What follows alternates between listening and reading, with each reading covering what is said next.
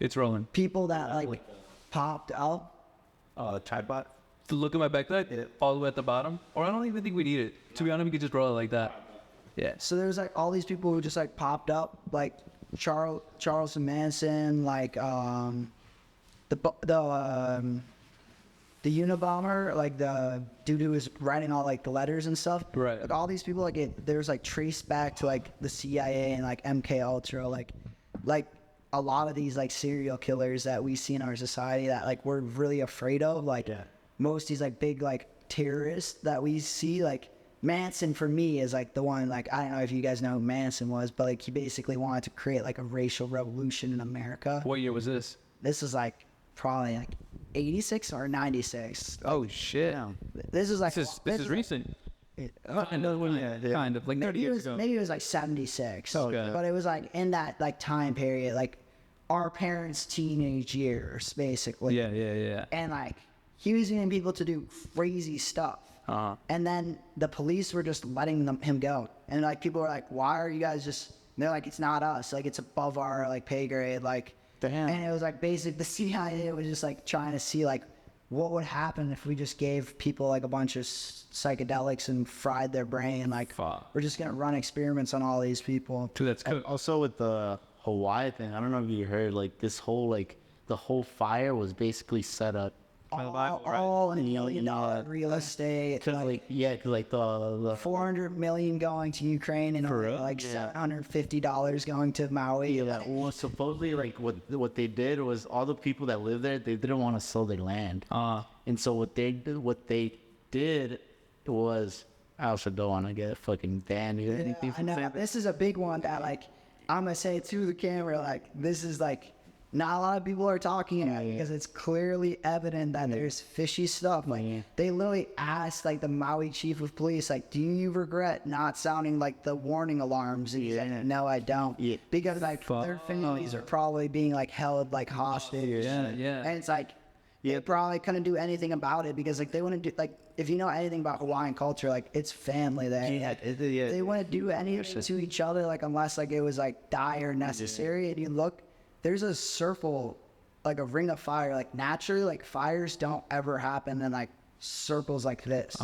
Like they start from a point and they go outwards. Like they don't really like, it would have to go in like a straight line and then like another one would have to go in a straight line and connect and then eventually like circle out. Oh shit. But like for like something to start from like a small point and grow and become like a large circle, like that's totally possible. But for like perfect circle to exist and then for it to burn, it was from a hurricane too. Like when hurricanes and fires, like massive. That is weird. It's like this is like the size of the Chicago fire. And you look at the Chicago fire, and what did they say that was? A cow tipped over and enter, and when you really look into it, it wasn't that at all. It was mob affiliation, actually. It was fucked up. No, and so like that whole situation, I was like, they basically bred that place so that like the people that used to live there, like they have no money, like that's everything they own. And so like the people that wanted to buy that land, they want to take over that whole, because these people shit. They're gonna have to sell their land to survive. So this was already plotted out, right? And there's like a video with a police officer, like they were screaming at him like, why aren't you guys doing nothing? He's like, I can't do anything, like they told me not to. He's talking out the chief. Bro, like they were like interviewing him outside like the station. Yeah, that's fucked up. And like the biggest thing though is like this is like all like the best property. And like, but like the weird thing too is like this is even a part, like this is even get talked about on a lot of podcasts. But like they're trying to bring Hawaii into like what we call like 15-minute cities or like e-cities, where like everything is gonna be. And this was like literally brought up in theory like probably 40-50 years ago. But like they basically said, like imagine like if all the cars were like e-cars, like you wouldn't never be able to like leave, like you'd be stuck in the city, like you couldn't drive away. So like imagine like everything was like a dome, like what you see in like Hunger Games or like, all those like weird post-civilization societies, they're all like like little domes. You ever notice like that? They're circles of civilizations. Because like if everything's in a circle, it's like a round table. Like everybody can see everything. And they're just gonna gridlock it with AI. So like in China right now, you can't jaywalk without getting a ticket. So like Hawaii is just gonna become the city where like You don't pay with cash. There's no cash. You have to pay with a card. Like it's all gonna be like the chip, and it's gonna be like this digital city where like driving an e-car, you're living in a home that Dude, that's messed up. We just turn into like the Hunger Games. Well, I think like that's what all of that is like you look at The Simpsons and you're like, I mean, like people are really creative, but like, what if these people are getting told like right near? No, yeah. Supposedly there was like I don't know where I heard it, but there was like this theory where it was like the person who wrote The Simpsons, he would do like travels like in like some weird places, like he would go into caves and stuff, and they said that when he entered this like unknown cave, that supposedly he saw like the future basically, and so that's why in The Simpsons there's like a lot of things that like he puts it out there through The Simpsons. And that's why a lot of things that are happening right now is you can. I don't watch The Simpsons, but everything has been accurate. So no, you need to know that shit. Well, like you have to think about it. This is like all in like modern reality. Yeah. Me and my friends, we all have like post-19 reality. Like we have like we all say like that there was like a shift, and then like ever since like 2019, like things have just been different. Like the way people act, like the way society, the economy. That's true. It's almost like a new world. And when you hear about like all these conspiracy theories, like they're always like New World Order, New World Order. Or like the Simpsons, New World Order. Like, some comedy shit. Like, Party Marty, we're gonna get started with your pod. This isn't rolling. oh, I know that. But everything was recorded. Yeah. I pressed recording. I thought that was the pod. I thought we were just on. Yeah, that's so. Oh, we're hopping in. Okay. I'll just give you an introduction. Okay, yeah, continue. No, I think that is just good. We got warmed up, and I think we can just keep going, but run it with start. However you want to start us off. Intro, we're just gonna be like, well, we don't need an intro. This is Party Marty. If you don't know who I am, you will know who I am. That's it. This is Party Marty, and the number one question I feel like everyone wants to fucking know is, why the fuck do they call you Party Marty? It's not why, it's because. Oh, okay. It's when you're with me, it's a feeling, it's an energy. It's like static electricity. Life is an opportunity, not an obligation. A lot of people walk into this like it's a job. Like this is something you have to do. No. This is something you get to do. This is a party. Life is a party. If you look at it, there's business parties, wedding parties, family parties. Your whole life really is set up around different events. Halloween, Christmas, all of this stuff. So like if you don't make it a party, they're going to distract you and they're going to beat you because you're going to subscribe to all of their dopamines, all of their party sources. So when the party ends and you have your vape in your hand and your drink and you're messaging girls at 3 a.m., that's because you do not have life as a party. For me, the party stops when my eyes close. And when they open, the party begins all over again. And even when I'm at a low point like right now, I know that in the near future, there is an opportunity coming where I will be Party Marty. And it is something that you get to witness and experience. So some people might get to call me Party Marty, but you don't understand it until you experience it. Party fucking Marty. Party fucking Marty. They're right. So pretty much on the first podcast we got into details, but we didn't really get into why you started making videos. Like what created PMP? Because I know that you're really big on that, growing that brand, your personal brand. Yeah, I would say like it was literally from the age of like there's baby photos of me with my dad's like photo camera, and like I was like really against like the photo trend because my brother, he got into it. He was older, and like I always try to do the opposite. So I really got into sports, and I was like more of like the sports. He was more like the creative. My sister was more of the social. And I mean sports, but I was the fattest kid. Yeah. And he was like really like fit. Like he would have actually went far with sports. And like if it was switched, like we probably would have been better. But I got a lot of inspiration from my brother, and he wanted a drone, and I wanted a drone. So my aunts, they got us like a co-drone when I was like really young. And like with that, it was like, here's a little GoPro, but it was before the GoPro was a thing. It was called Ego. Okay. And it was like this little round camera, and it was yellow, bright yellow. I'll always remember this. And like I was in like 6th, 7th grade carrying this camera around with me, and I have clips from that, like 5th grade Marty, like chubby as can be with a GoPro in his hand, like this is Party Marty, this is a prank, and me doing like a prank in school, or like, this is a Rube Goldberg machine. I don't know if you know what that is, but like I set up like all these books, like dominoes in the library, like as a little kid, like knocking them over with the GoPro.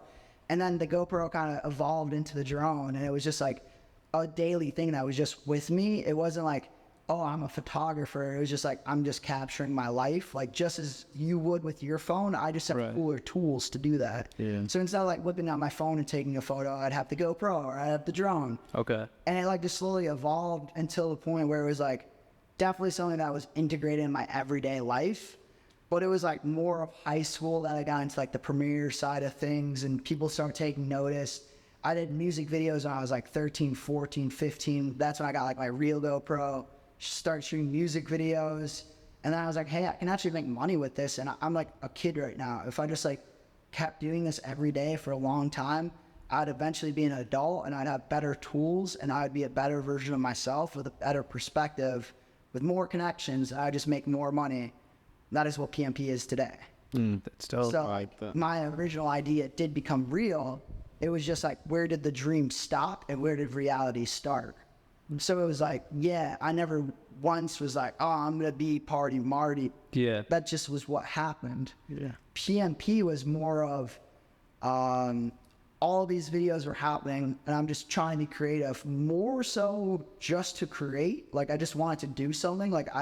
Like you said at the beginning of this, like you just have so much energy. Yeah. Like I just like to go and do fun stuff and record it and then like sit down and just like throw something cool together after. Right. But like as I'm aged, I've slowly gotten less in love with the editing side, and it's more of that's work for me. And it's like you gotta beat the work to get back out there and shoot more content. So like, you're gonna have to be awake and sleep, and you have to have those two different periods of time. Like you're awake is when you're shooting, and you're asleep is editing.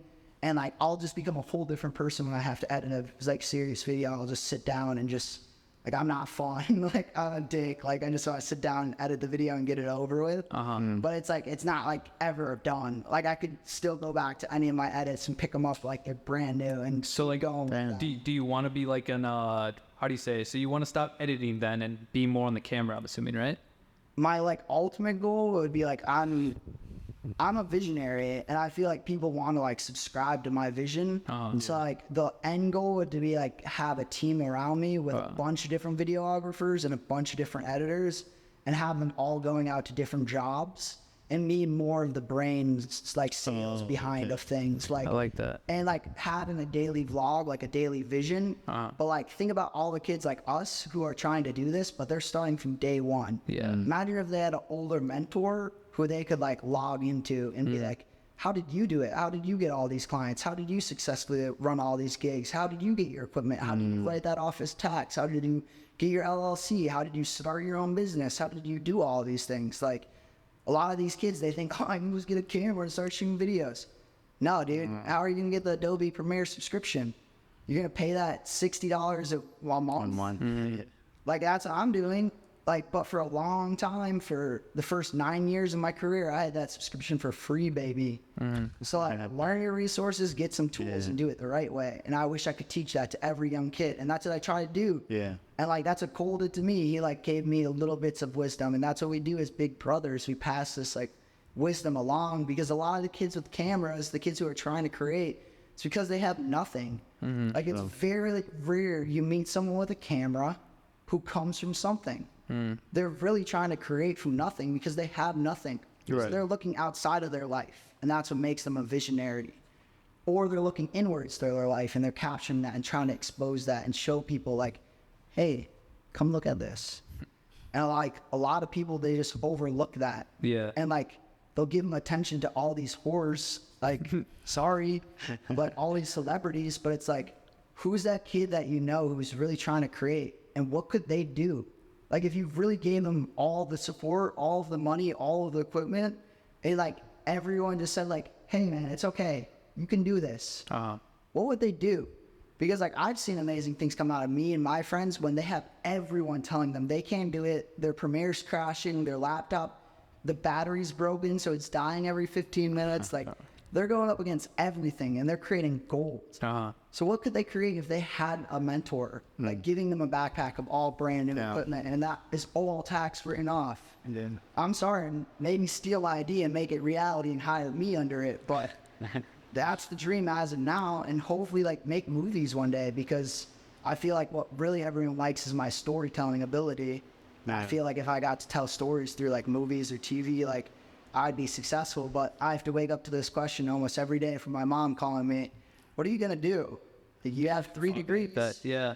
You're this Mr. Hotshot. Like, my parents think I'm like Mr. Know-It-All. Like, I'm pretty smart. And they're like, you got 3 degrees, you're smart, you go to the gym every day. Like, you have everything going for you. What are you gonna do? Right. And I have no clue because I'm doing it. I can't wait to see what this turns out to be. So, like you said, you go to the gym every day. So I know when you were younger, you were a fat kid, right? So was I. You were skinny as fuck. I was skinny. Then when I really... Now he's big. Now he fucking goes. But how did when you were chubby, like how did you perceive yourself? You know, growing up. I was always the life of the party. Like, I hate to say it, like, but you go look at any of those fat photos and I'm still smiling. Like, I'm still like happy. This is true. It's like a lot of kids like bullied me, but like what like the teachers always told me, but I didn't want to like believe them, was like just jealous because you have what they don't. And it's like, even though you have all this stuff weighing you down, like, look how light you are. And, like, look at how heavy all of they are. Like, I remember my theology teacher, he passed away from leukemia. He dropped some wisdom on me, like, really young. He was like, doesn't matter. And I was like, what? He was just like, you could sit by yourself, and then you'd never have to hear any of these kids making fun of you. Or you can listen to every single one of them and go out there and prove every single one of them wrong. So if they're calling you the slowest, are they right? It's like a lot of times I looked at the kids who bullied me and I wish I could thank them. There was only a few times they were lying or like flabbergasting the truth. Right. A lot of times those bullies shape you into who you're supposed to be. Yeah, that's true. And maybe those messages could have never came from a parent or an adult. And that's why you get bullied by kids. Is because like they're not gonna bullshit you. Yeah, they tell the truth. But it's crazy though, because like we grew up from an Xbox era where you could just say some fucked up shit. Yeah, like it's true. And then now I feel like kids are more sensitive when you talk to them. They out of my feelings or my boundaries. Which is why I think it could be wrong in today's society, because sometimes it's like you need that. It's like a wake up call. Yeah. By no means is bullying good. No. Not good. But you definitely need some like brotherly love to get in your life. And I feel like that's why like summer camps and like mentoring is like so important. And that's like bullying tries to make up for that. And it's like a lot of the times it's just unfacilitated youth. And it's like if you gave their minds like something to be creative with and they were supportive of each other, bullying wouldn't happen. And it would be more like, hey, like I see you're lacking in this area. Maybe I could help you. Like, oh, like you're not the smartest, but I'm athletic and you're a little bit fat. Like maybe you could teach me this, I could teach you that. Like it would become more like collaborative. Like right now it's like very competition, and that's because of like you look at like all the money things in the world. Every money making thing is like really just like the thing that drives it all. So like, why is the jock bullying? Well, because that jock will probably be playing on the Yankees one day, and he has the right to bully this kid. And maybe that kid isn't the kid who makes it, and he's the guy drinking Bud Lights in his local park and hitting dingers by himself at 9 p.m. all by himself. I mean, you always hear stories of like when like the bully like ends up having like a terrible life growing up, but then never hear. It's like you never hear the bullies ending up doing anything good. And I hate to say it, but like a lot of the kids who call me fat are now fatter than me. And it's like it's not about the short game; it's about the long game. And it's like, buddy, like I don't know, like you don't look too hot now. I wonder if you could go back and say those same things about me. And like that's the thing is when you meet them in person, like down the line, a lot of the times, like.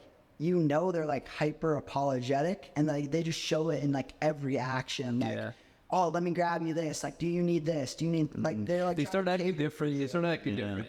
So especially with like doing all this media stuff, they know like if you wanted to use your powers to like your advantage or like to their disadvantage, like you really could. So I feel like that's a lot of it too. Like I know like in college for me, like I got like a lot of kids were like trying to like take me down because like everybody in the school knew me, but not because I was cool, just because like you said, that energy, once you see it once, you'll never forget that. Like, it's because like people, dude, I hate the fact that when someone's doing good or just happy or optimistic, the other person always tries to bring the other person down just because they don't feel good at peace of where they are, and they see you so happy no matter what. They just feel like it's right just to put you down. Just I hate that. Any like thing, like it all comes down to money and marketing, but like any like money marketing thing, like they never use like really like positivity to sell. Like if you ever look at things like sex sells, like cool sells, like motorcycle, leather, like when do you see the yellow shirts flying off the rack? Like really, like when do you see like the Be Happy shirt? It's like, oh, I want to be friends with that guy. Like it's positive is never like really attracting. And my big one that I had to come to terms with, this actually happened to me in college when like shit was going south for me. But like these kids, they wanted to take me down because like they thought like if we made the coolest kid in the school uncool, then we would become the coolest. Right. Like it was like a Batman and like the Joker. Like if Joker kills Batman, then Joker's the shit in Gotham. Right. So like they like all schemed together and they were following me around at parties trying to take videos of me. Like they like had like rumors that I was fake drinking alcohol and smoking CBD. No way. And like they were trying to spread like rumors that I was an undercover cop, and I was like, I don't know what to do. Like I asked all my friends for advice. Like no one had like the words of advice for me. And I like was like, I'm just gonna go out to this beach that I had at school, like in the middle of nowhere, pitch black. I just sat there for like 2 hours trying to be like on some guru shit. Like I'm gonna find the answer. Like nothing came to me like for 2 hours. I was just like pissed off, but like the whole world was so clear in this moment. Like I could see the edge of the lake, I could see the trees, like everything was so perfectly, the path home was like so perfect. And I turned on my light and like I instantly like looked away, and then when I looked back, everything was like pitch black. And I was like, when you're in a dark room or in a dark environment and someone turns on a bright light, your first reaction is to look away. But when you're truly lost, that's the only place you're going to look. So a lot of the people who really fuck with me are the people who have either found themselves completely and they've went on that journey of like either weight loss or they had to overcome death, something like that. Or like they're genuinely looking for light in their life. But like anytime like you're negative towards me, I realize there's a darkness inside of you that I can't even beat. My light can't outshine that. So I don't want you anywhere near me. If you don't want me in your life, I don't need you, because I will go light many other rooms. So it's just like once I turned that light on and I tried to find my path, I was so lost because everything was so dark. So like that's these people, and why they treat you so negative is when you bring positivity in their life, they know that's not going to come back up. And that is so scary to them.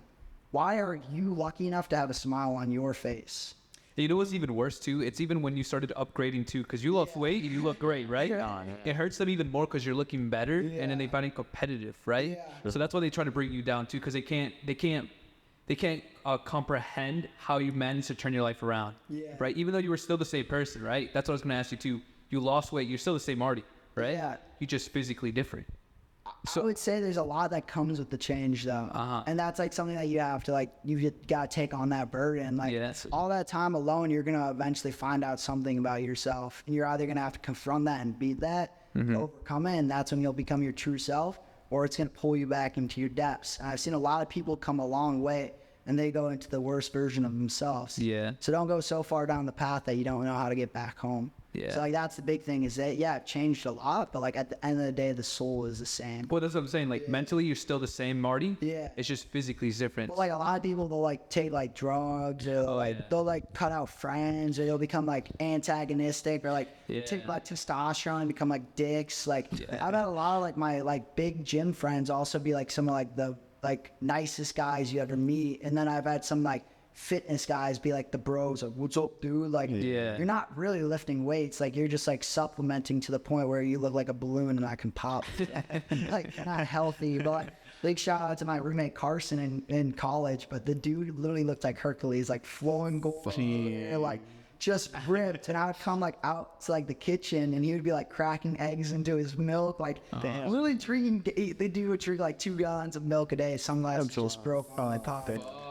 We're gonna go out of that. But the dude would literally drink like 2 gallons of milk a day, and it was crazy. And I would just like look at him in the morning, and I'd just be like, fuck, this is the motivation. It's not to be him or to look like him. but just be that so confident. Like he's just walking around a house full of dudes, like just boxers, like not like second guessing himself. He's like you want to have that confidence, right? And like he'd go outside, grab the paper, like got the mail. Yeah. He knows he's the biggest dude, not even just like on our block, but over like probably like 2-3 miles around us. So like anyone tried to test him, he would be able to like win. And that was like the thing, like looking from like an outside perspective was like, for me, it was always the mental game. Was like, you could be the smartest in the room, but if I have more mental game than you, I can flip the board. Yeah. You're playing chess, I'm playing checkers. Yeah. But you think I'm playing checkers, I'm playing Uno, reverse guard, bitch. Like, you're not that smart. Like, a lot of those smart kids, they're just really good at remembering things. 100%. Like, they're not smart. Everything's so psychological. Yeah, people forget that. Sit in a room with, like, one of those book nerds and wait for the book to go away. That's, like, a really big one. Is, like, once that fact disappears and it's just about like lore and knowledge, they can't really go anywhere with it. Like get them, explain to me this glass of wine and why it tastes succulent. What are the aspects of this that makes it a 4-dimensional glass of Chardonnay? And they were just like, I don't know. I'll take him to the art museum. Explain this Monet. Why did they use this like watercoloring, like stuff like that? I'm not the smartest thing. Like even in those areas, like I don't know what I'm talking about, but just bring it to the tip of their tongue. Right. And that's when you lose them. Like you don't even need to say it perfectly. Just say it and you just test the waters. And it's like, I feel like the big thing is everybody's a niche, like, or a niche. Like everyone just knows like a certain area of things. But if you're like well around it, like it's a lot of fun to just exist in like the environment. But like, don't cut yourself off. Like, don't just be like a section of the pizza. Be the whole pizza. I like that too. But like going back at the physical, what did you see when people started treating you different when you lost a lot of weight? Yeah, I got a little lost there. But going back to that, actually, it was really distracting for a while because it's like when you get a nice piece of furniture in like your apartment or house and you want everyone to go sit on it, but that's the thing that they're avoiding the most because they don't want to get it dirty. And that was like the big thing was like I wanted some girl to like say something. And I was just like, wait, do you not notice this? And for a long time it was like I didn't get it. Yeah. And then some really like attractive girl, she came up to me and said, like, how can someone live up to like a Prince Charming like that? Oh shit! Like, you're talking this way, like you don't understand. Like, those girls that you want, like they're so unattractive, Marty. Like she was like kind of laughing to me. Right. She's like, you think they're hot, but like, they don't know how to cook their own food. Like, go look at their rooms, and that's like the thing that a lot of like guys don't realize is like, what are hot girls? Like, I'm never looking for a hot girl. And that's like the thing I'm fine with saying with my brand is like, I am not a fuckboy. Like, I do not sleep around. Right. Like, my thing is like, I love to find like really genuinely amazing human beings. With good morals. Get to know them and figure out what makes them so amazing. Yeah. Because I know like just from the girls that have been in relationships with me, they walk away and their lives are 10x better after me. They are eating better. They now understand their digestive health, like how to like monetize, like how to like be creative, how to exist every day like it's a party.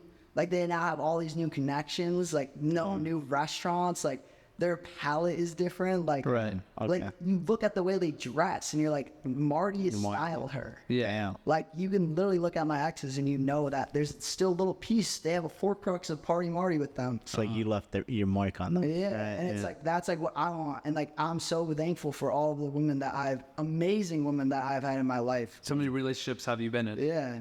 Not many, probably like maybe 2, 3, 4. Oh shit. Okay. Like from like 1 to 4, like relationship to like just, but like I've never had someone where I'm like, that's the girl I'm gonna marry, except the girl that broke my heart, and like it was not even like a real relationship. Like did everything for her, and all my friends are like, not the one, Marty. Like we can. How'd you feel when you broke your heart though?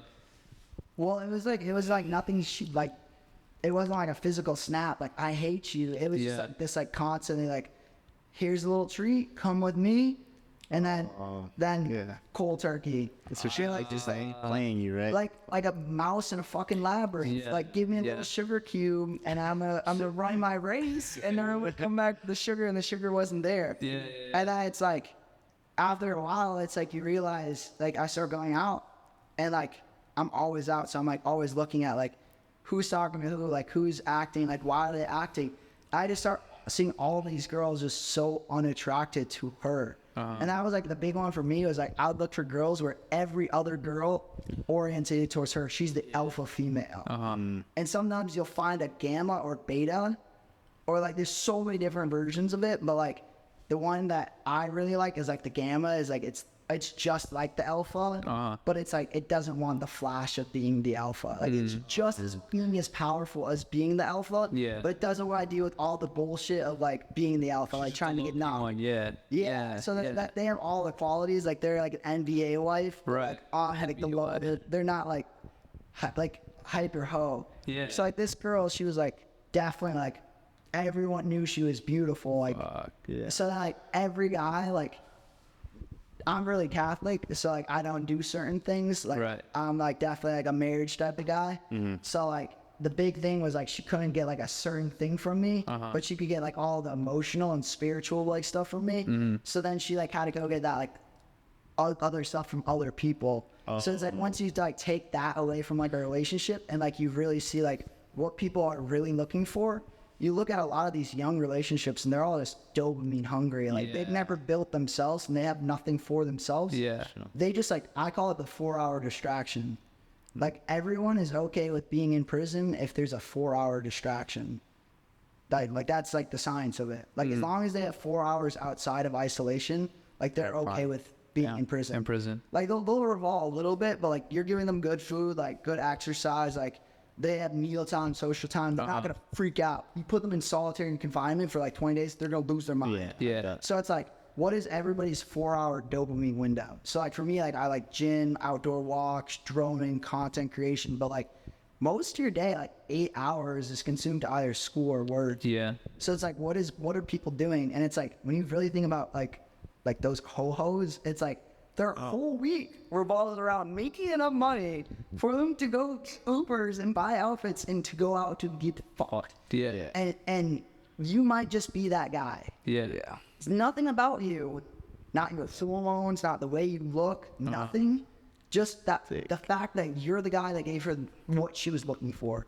And then she now can use you because you gave her 1. Now she knows she can get 2, and then 3, and then 4, and then 5. And then when you have these girls messaging you for 6, 7, 8, 9, 10, 100, and you can't break them off, that's why. Is because they know that they can get that stuff in there. So it's just like, I'm sorry if I'm taking too much. No, Sorry, I just gonna use that. Oh, no, Okay. No. It's crazy too because you just said. I could feel the vibe. That's all I have to say. Okay. No, it's crazy too because you just said people for 4 hours have to get distracted. Do you know how crazy that is though? Because like that's why I feel like people stay in toxic relationships. Yes. You know? That's like what I was trying to loop back to. Was like, like they know that they get like dopamine. Like a lot of people think dopamine and serotonin. It is one chemical, but it comes in many different variations and forms. Like the strands it's coming from. So. I would say it's like energy drinks. Like you can drink a Red Bull and like a Bang, and they're 2 whole different energies. You're right. No, you're coffee. You're right. It's a completely even though it's the same like source of caffeine, might be coming from different plants or sources. At the end of the day, it's going to give you a different energy. Yeah. But is that based off the can, the way you drink it, the time you drink it, like all these factors? So it's like when you really look at certain people's relationships, especially toxic ones. You take a few elements out of the relationship. Like for me, it was at college. Like all these people dating in college, take college out of the situation.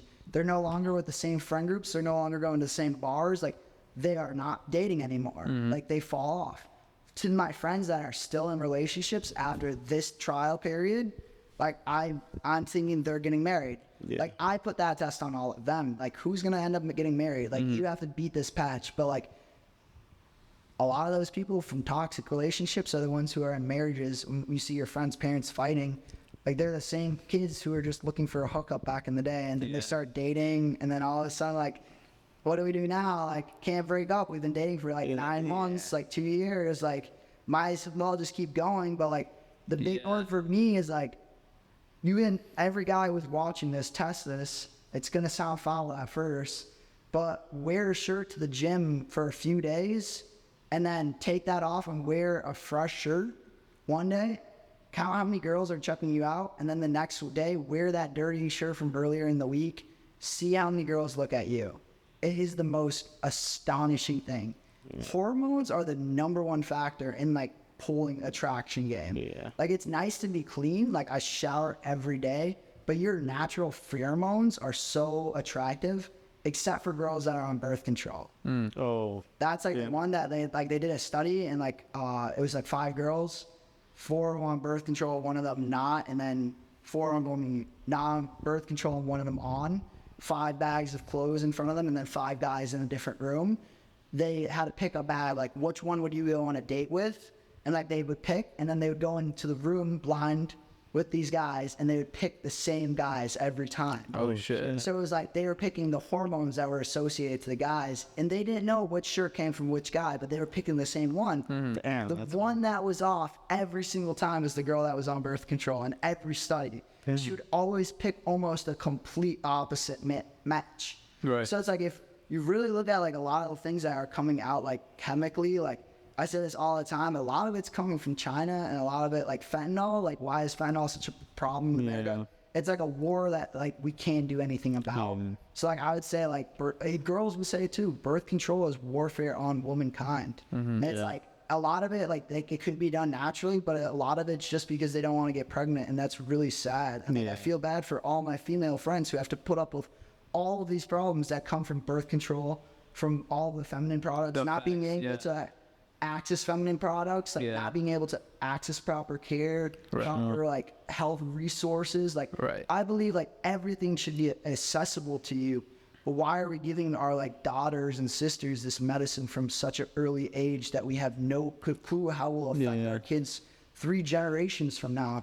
And that thing is so powerful that will come up in all water supplies. So you know they're gonna come out with, or they already came out with a male birth control, right? Would you take it or not? Man, no. Well, there's cons. You wouldn't? Yeah, no. That's bad for the girls, and I wouldn't take it. Nah, I wouldn't. I just come down to like I think like things that are supposed to happen naturally. Like why are you unnaturally trying to stop? That's true. Yeah, biologically, I feel like we're just not meant to. I mean, you know, to be honest, in the Bible it talks about how you're supposed to wait till marriage, because that's when like you actually are supposed to have a kid, and so you shouldn't be doing this first of all. Like I'm not saying that. I think about that all the time. Is like it's kind of crazy that like it's what it's meant for is to, like make a baby, but like all these people are doing this shit. But not trying to make a baby. Yeah. So it's like how much evil energy are you creating? Yeah. It's like if you're doing it in a way where it's like healthy, like supposed to happen, like there's only like positive that can come out of it unless like something happens like through labor. But that's unfortunate. But like if you believe in God and like you believe in like all that, then like everything happens for a reason. And like I don't know, like I always said like I personally would never do anything with a girl that I wouldn't want to be the mother of my child. True. So like, if I would go that far with that girl, it would be because I know she has the traits that I look for in a woman to raise the future of my children. and what are the traits though? I know those kids are going to take over this fucking world because I am taking over this world. And I do not have all of those traits. I had to earn these traits. I look good because I earned it. Like I have the equipment because I earned it. Now, my parents didn't buy me that shit. Like at first, way back, but all my new equipment, that was all bought through me. Like anything, even my height. Like I was a short kid growing up. I'm the tallest on both sides of my family. So if I marry a 6'5" blonde Swiss girl, my kids are walking around with the best smile of the world. That body with this height, like those kids are unstoppable. Like so, like my big thing is just like on that is like I do look for traits, but it's more of like I say it's like imagine you're a phone and you have a phone charger. Like what outlets are you putting in? So it's like what do you put an outlet like in like a bus stop? Like would you use that bus stop outlet if you really need to charge your phone? Like yes, you would. Because like at the end of the day, every outlet is the same. But it's like where do you want your charger to rest? Where do you want your phone to rest? That's like what I say. So it's like for me, it's like I think there's a lot of transfer of energy there. Because like I've seen it with like smoking, like that was like the first place I ever saw like transfer of energy where like you could have a group of guys together all swimming like a J or something, and then all be on the same frequency and vibe. And then someone comes in from like outside the environment and like they throw everybody's like, it's like throws everyone's energy off, and you're like, that's weird. It's almost like everybody in this circle is connected, or everybody in this house is connected. And then you go to a concert, and all these people are listening to the same music, and like they're all connected to this one person. Why are they up on stage and all these people are down here? Right. Almost like we're worshiping them, and all our energy is what's making them powerful. Right. So like once I started thinking like it that way, like I really looked for like girls that would help me level up.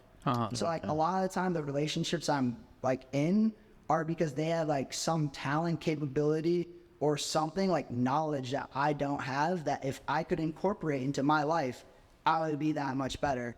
It's like one time I dated a nutritionalist. Gotta learn all that stuff about nutrition, about the weight you're supposed to eat. Did you know you're not supposed to have a glass of water an hour after you eat because it messes with your digestion? Actually, I know that. Yeah, no liquids at all. You're not supposed to drink water or any fluid with food. Really? Like I didn't know that. Like I didn't know that either. like if you drink coffee or caffeine 30 minutes from waking up, it like doesn't allow your natural like chemicals Yeah, to you kick on. have to wait like 90 minutes or some shit like that. 30 minutes. And I was like the kid who would wake up, take a super pre-workout and go to the gym. Jeez. Yeah, like for a long time. So like she's just like, just try like 90 minutes, just like going outside, no shoes on, like stand in the grass, like come inside, have some water. And like she really put me on, but it was ginger, lemon, turmeric, Himalayan sea salt, and a cup of water. Stir that bad boy up, have it in the morning. If you're feeling spicy, apple cider vinegar in there. And just empty stomach, and you're gonna feel so clean, like so good, like pure energy, like and just let that sit and clean out your whole like that's your car wash. Like imagine taking your car and a car wash in the beginning of the day and driving around, you would feel so much better. Fresh. Car's clean and fresh. Like It's like an oil change, it's like oil change. And I try to do that every single morning, like without like skipping a beat. Right. And then I'll wait a little bit and have my pre-workout and then start my day. So what's it called? So like you did mention a couple girls too as well, but did you see your body count go up once you lost a little bit of weight? That's a good question. I would think, Because last weekend I saw you with the boy Stefano. Shout out Stefano. We worked together. You were living it up, man. You were over there with backstage at Palooza, but also too like backstage at Bounce, I think, right? Was it Bounce? yeah, we were at Bounce, we were at Joy, we were around. But I saw like all the photos and stuff, and then all you saw was like Party Marty on top of these girls in this car, and I'm like, damn. But no, yeah. But speaking of that, like, do you think like your body count have been going up a bit? Like I said, like I'm not really that infatuated in like that stuff. Like my like big game is like the information. Like I really like a girl with like a brain, like a conversationalist. Like, but like it's funny like what you said. Like yes, but like not because of that. It's like the most attractive guy in the room is the guy that is looking in the mirror and is saying, "I am the most attractive guy in the room." And the moment you learn that, everything changes. It's because confidence is what confidence, but it's all theory. Like it literally is like take any of those reality, like put a bunch of people on an island, take Tristan and Tate, like that season, like they were boxes because they were the box. Like they'd go in and like there was one and it was like a dude, and he was like leaving and he's like, Tristan Tate is like, yeah, and that's how you're gonna go back and you're never gonna win. You're a quitter. Like your mom should be ashamed of you. Like you're leaving this a free vacation, like a private island. Like all you don't have is like your mom, and that's all you don't have. Like just you'll have her for 40 more years. And the guy started crying and still left the island after that speech. But like if it was me and he gave me that speech, I'm there, right? Like, but I would be on the other. There's like 4 other guys on the other side of that speech. And I would be on the other side. I'm sorry, but like sometimes you have to hear that shit like firsthand.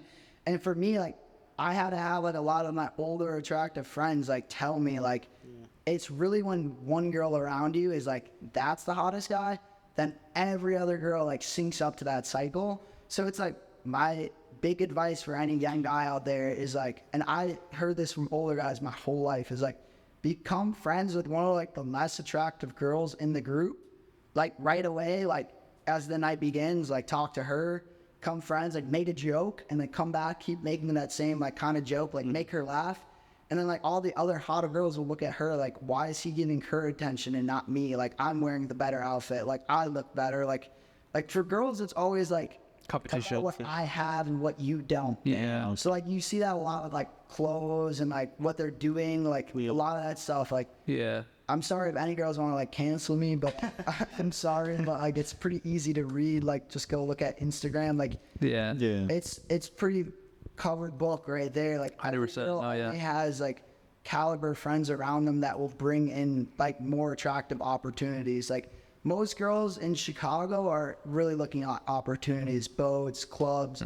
So Steph, shout out to him, he does it very well. Like he's a respectable, great guy, and he's just a fun time to go out with. That's why all those girls are going out with him, and especially with that group of people, is because they know, like, I'm going to be good here. Like, this is a comfortable environment. But it's like you'll start to see other, like, club promote stuff be, like, weird or just have, like, a weird vibe about them, and they don't have those caliber of girls.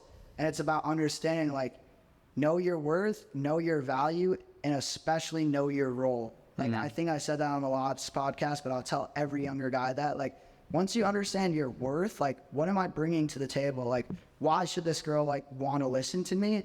Because, like, a lot of times I was, like, trying to tell them, like, this is why, like, I'm pitching to them like a sales, like, sell me the spend, sell me this party, like, why should you go home with me at the end of the night? Like, I'm the tallest guy here. Like, and it's like they don't want to hear that. They want to see it in action. Yeah. So like that's the big thing. They do the energy. So like, look at the dude on the pong table just sinking pong balls. Like every girl's checking him out. Look at the dude at the table. Like even though he looks like a dick flashing the bottle, like the girls are still checking him out because he's the flash, he's the attention. But like you rarely ever see the dude who's like chatting it up with the girl, like go home, like with her, like always break off last second, with some other guy. So for the longest time, like even when I was attractive, I didn't have the skills to like pull. But when I was like really young, like fat Marty, he pulled a lot because he just didn't give a fuck about the way he looked. Like, I just knew that I had so much energy to bring to the table that, like, all these people are dead phones. Like, they're going to want to charge up a little bit. Like, if you can have me for 30 minutes, like, your day's better, your week's better. Like, a lot of people message me, like, months later and be like, man, I can still feel you.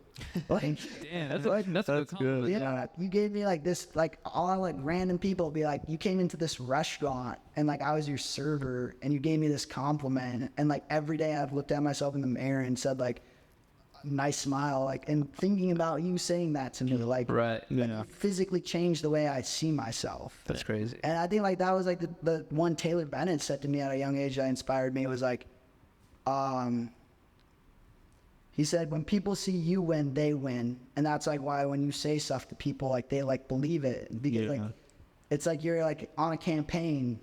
Like Marty for president. And it's like if they're one of your voters and you're like, hey, like, I like that shirt. Like, they're going to love that because they're voting for you. And if they're on your campaign. So, like, that's where I've kind of lost my ways. And I feel like I could have been way more successful with all of this. Is I just built a team. And, like, I would say, like, that's, like, one of the things missing right now is, like, I just need a better team around me. Or at least people in my life that want to see me win. And that's, like, why podcasts are so great, especially with, like, dynamics like this. It's, like, because you guys are keeping yourself accountable. Like, when you don't have those people around you, like, it's really hard. And a lot of people will want to say, like, let's do this, let's do that. But what they're really trying to get out of you is that thing. And they're not trying to build that thing. They just want that thing that's not there yet. So I've had that problem with PMP a lot is like people try to utilize that, like give me below price because I'm their friend or like stuff like that. Like, so is PMP by yourself or do you have other people working with you? At the moment there's one other guy, his name's Aaron and he's living in Nashville. He's more like our merch and he's like our finance. He is like a real like he's selling like life insurance right now. But, like, I'm just like, it's up to me to make this gym real. So like, he can like help out as much as he want, but like he can really just do back end stuff. And it's like, I need to build the brand to the point where he can quit his job and join in. And there's like a bunch of other people who have wanted to work with us, like videographers, like editors. And like, I found a few people who matched the vibe, like Shot by Paperclip, shout out to him. Like he's come from DC into Chicago, like all these weekends to shoot videos. And it's like, you go and I'll go shoot a video with him, and like I'll bring people out with me, and that's when it makes it so much more attractive. But like all the videos you see on my page for the most part is me sitting down and putting my blood, sweat, and tears into those videos. And the content. Yeah. Into the content. So what do you see PMP in 5 years then? Like, how do you trying to construct that?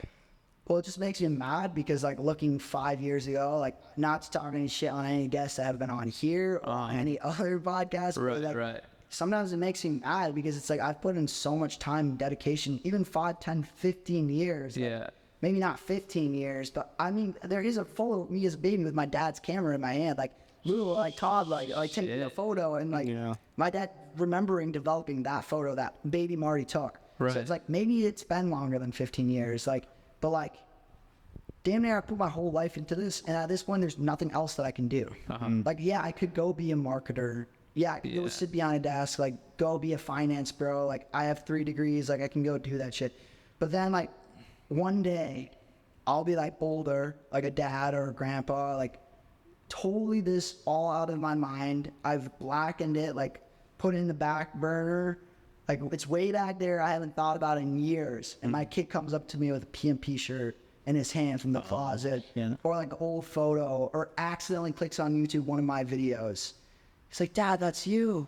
What could have been? What happened? Yeah. There's like this quote where, there's like this quote where I told Federer about this, like, When you die, or like, and like God shows you a version what could have been. It's like, what could have been your full potential, right? Yeah, and then you just look at it and like, damn, that's like, you don't want that, right? You don't want to see that. Like, you want to be the best possible version. You want to do the best of what you can do, right? I think that was one of the quotes that really got me into fitness. Was like, God will put a mirror in front of you at the end of your life, and you'll look, and it's not going to be you, because there's a better version of you out there, and you're going to ask God, who's that? He's going to say that's who you could have met. Yeah, it's a bug no, or this, But that, like, it really hurts. And the other big one too was like, a kid goes to his grandpa and he's like, Grandpa, like, how do I find the right woman? And he goes, find the right man inside of yourself. And I was like, fuck, That's like, a good one. So I was That's wrong. when I first started running, like, really, it was really hard. Like, my knees, like, wanted to give up. Like, I'm done. Like, in the back of my mind, it would be like my wife calling me, like, to bed, like, after a hard day of work, like, running like a multi-million-dollar company, like, honey, like, come to bed, like, it's too late. Like, I'd hear that voice, or I'd be like, here's some apple pie, honey, like, like that just feeling of, like, pure love that, like, you felt like when you were, like, first, like, you felt it throughout your life, but you know, it's like this, like, orange or yellow color, and, like, you just feel that, and you know what love is, like, real love. Like, you can feel it in food, you can feel it in music, like, it's passion, it's in art, it's in TV, it's in everything that humans have ever done in existence, and some people miss out on that. And that's what I try to tell people, is don't miss out on that for cheap love. And that's what all these young guys are doing, watching videos, or these young girls, like, just swiping through Tinder, like, picking the wrong ones. And it's like, a lot of times it's like, it's just like quick, but like in the long run, like, where does that like last? Like, you don't have lasting memories. And that's like the thing that I hate to look back on, is like, oh yeah, I had something with that person, but like, I don't even know where they're at or what they're doing, or like, I haven't talked to them a single day since the last time I saw them. And like, that feeling is like so weird. And I'm like, I can't believe that there's people out there with like 150 bodies. They have 150 people out there just walking around. I'm like, that's sauce. There's like this thing where it's like, supposedly, like, every time you have sex with somebody, you leave part of your soul with them. Horcrux. Like from from Harry Potter. And then there's like this thing that's why like nowadays in relationships, like, cause like these like girls and guys, they like have so many bodies, and when they try to get into serious relationships, they just can't. Like, their bodies just like, basically their souls are like literally in every person that they've had sex with. And that's like what's really scary, is like sometimes you see those like shallow guys or shallow girls, and they end up with like exactly who you like think. And it's like the shallowest people end up with the shit. Like, I remember this girl on Snapchat, so hot for so long, and then like I met like some friend of mine, and he was like, this trashy redneck like piece of shit. I was like, who is this? Like, I tried to get with this girl, and I was just like, who are you going to get with, like, down the line? Like, I have so much power in you. Like, if you just, like, supported me, like, I could take over this world. Like, I believe with the right woman behind you, like, you could take over the world. Like, any creative. But, like, especially me, like, if I had a girl, like, clapping behind me, like, I'd bring like 17 miles with a fucking imaginary voice in my head. Yeah, yeah. Imagine if it was a real guy with an apple pie at home wearing booty shorts, and then, like, I have a fucking Mustang GT in my driveway. Like, man, I'd be game over. Yeah. I've done a lot with nothing. So, like, that's like what I always think about is like, yeah, like shallow people will end up with shallow people, but like, I'm building myself to be so full that I'm overflowing. And that's like the fun part of my life is I have a lot of people with cups around me.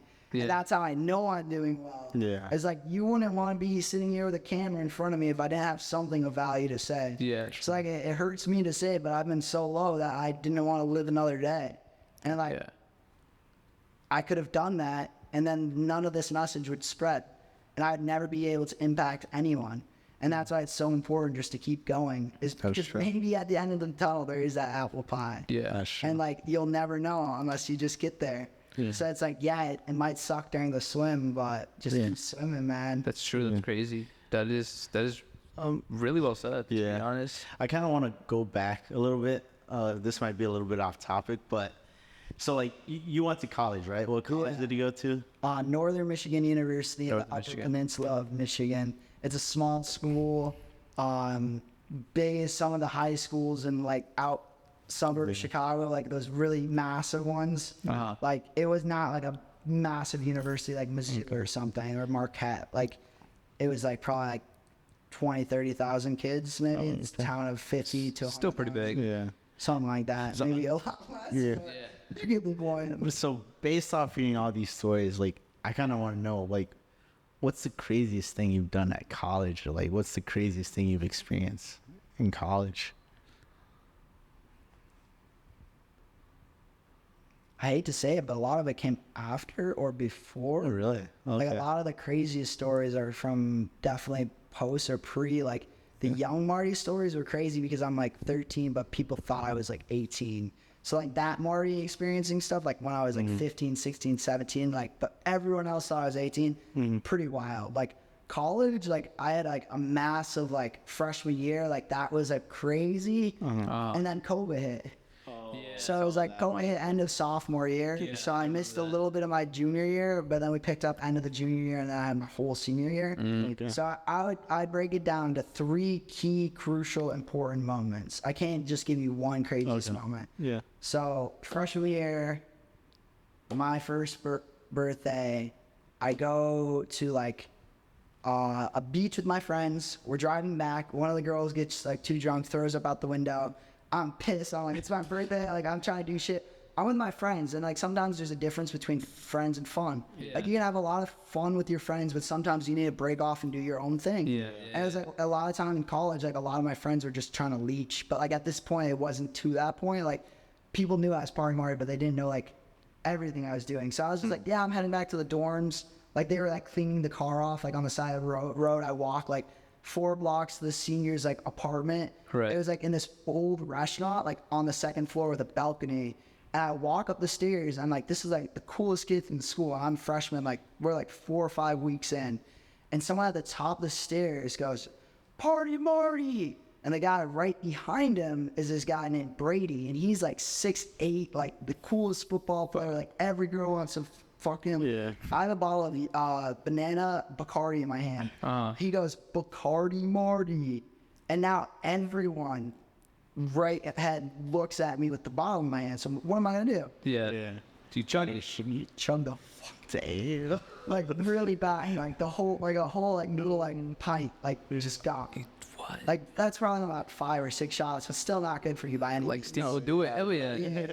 So like, everybody in the room was just like, "You want you of it or not? No video." No video. But like, I'll have the memory. That's the crazy thing, is some of the videos there's no memory to. I don't think you have a memory after drinking that. Well, but that memory is very vivid, and everyone in the room looked at me not because of what I was doing, but because of the fact that I was a freshman guy at a football party. Like, what the fuck? Like, you're either a football player or you must be a fucking supreme leader. Right. And you must be a senior. No way you're a fucking freshman. So when I'm going around the party and everyone's like, "You're a freshman and you're already, who are you?" "Party Marty, Party Marty, Party Marty." So this one party, like, every single year, all the hot girls. So they all are typing their friends. You met this part of the market? Like, they're all trying to figure out who I am. But like, everyone just knows I'm from Chicago, that I did some cool like music stuff in Chicago, and that like I'm a big partier.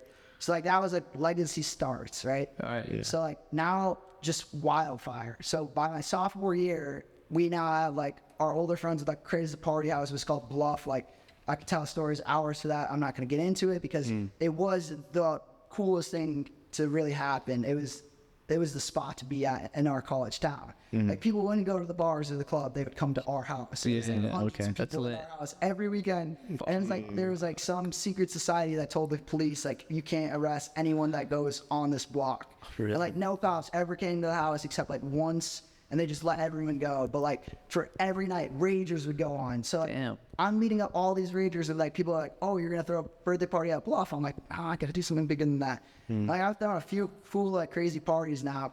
I'm gonna throw a party on top of this like mountain, and like I was like start like looking for mountains in my area. There's a mountain called On Top of the World, and I'm like, I'm gonna throw it on top of the world. And people are like, "Where are you throwing your birthday party?" On top of the world. They're like, "What do you mean you're throwing your party on top of the world?" No, it's on top of the world.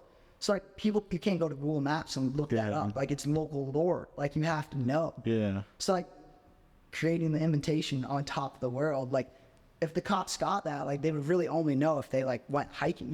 So like, state troopers and people from out of town wouldn't know where to go. Right. FBI, they wouldn't know where to go. Like only a local cop could go find this spot.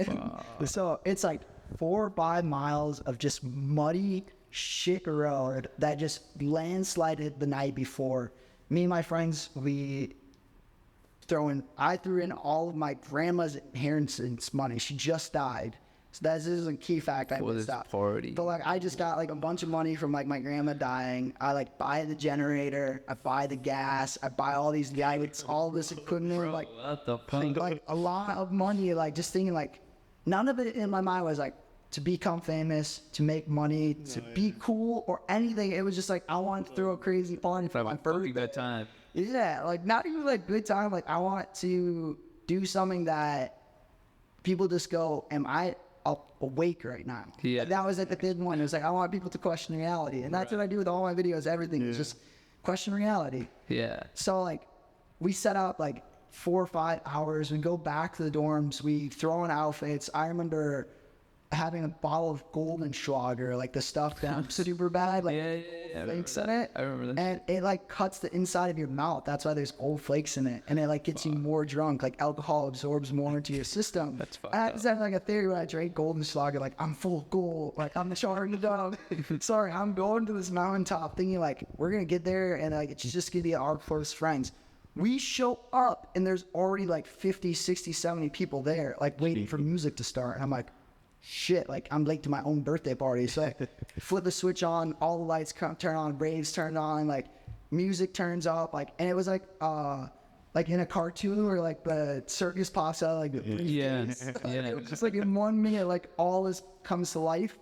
The sun like starts setting, and like you just feel this like feeling in the air, like something unreal is about to happen. And like we like set up like all these like ropes and stuff leading into the one section of the woods, but like there was like no map, no directions. There was no flyer. Like it was just Snapchat. Like me posting on my story, like me posting. I had a group chat called "Come Party with Marty" with like 400 of the coolest like people that I thought was like I can invite them to a party and they won't destroy the house. Like, these are like genuinely like fun people. Like and people that, like who were throwing parties would invite me to a party and then like invite a bunch of like cool people. So I'd invite like this 30 group or like this 30 group, but this time I invited everyone.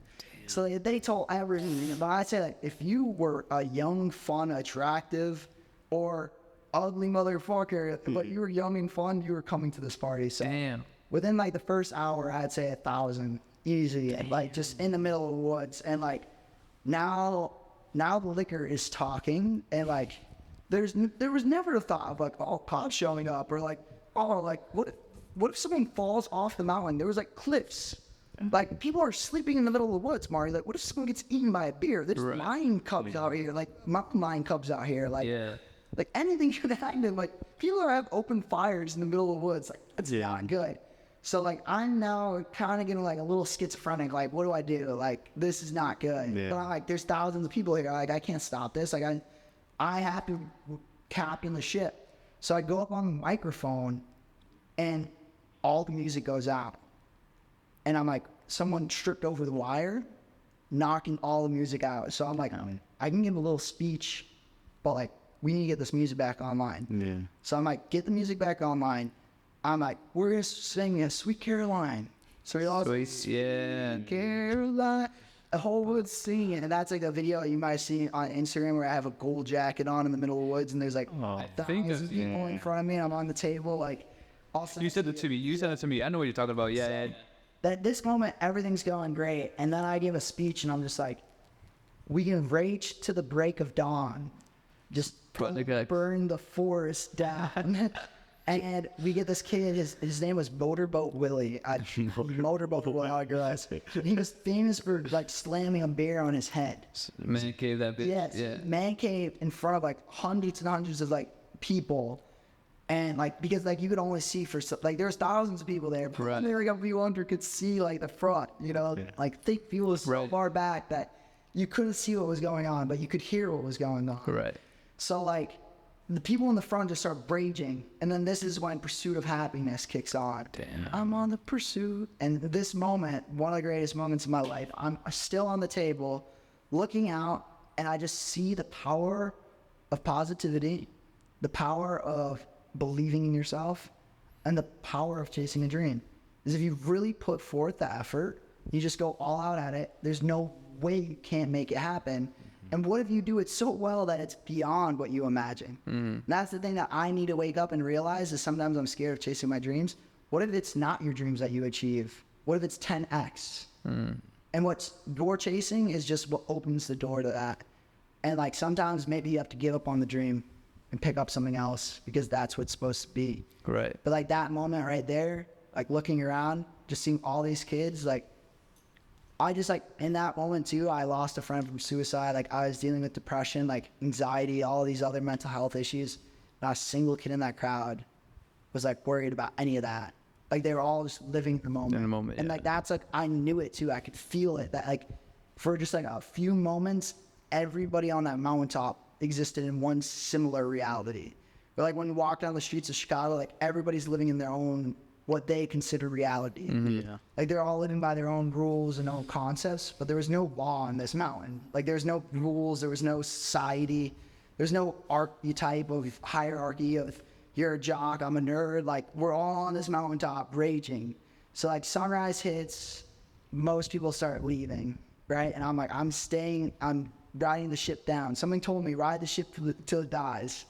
So like there's like some looks up there who are like off of something, like they're still going. I'm like fading in and out of reality, like I want to go to bed, but now it's getting really cold because Michigan gets really cold at night, especially before like it gets like bright again outside. And I have like a few friends like messaging me like, well, let us come pick you up, let us come pick you up. This is like right before sunrise actually, like it's still dark. Okay. Right. Like sunrise is the next step of the night, you know? Gotcha. So they're like, let us pick you up, blah, blah, blah. I'm like, no. And all of a sudden I hear, oink, oink, oink, oink. And it's my friend in a hammock. 2 state troopers are walking up. He goes, looks like you had a lot of fun here, buddy. He goes, what happened? I go, I was just having a little celebration for my birthday with some live music. The invitation got sent out to a few people, and it got a little out of control, but there's only probably 30, 40 people here. Yeah. We just sat at the base of this mountaintop for 4.5 hours watching cars drive down here and people walk down the road, son. We know there was no 40 people up here. Damn.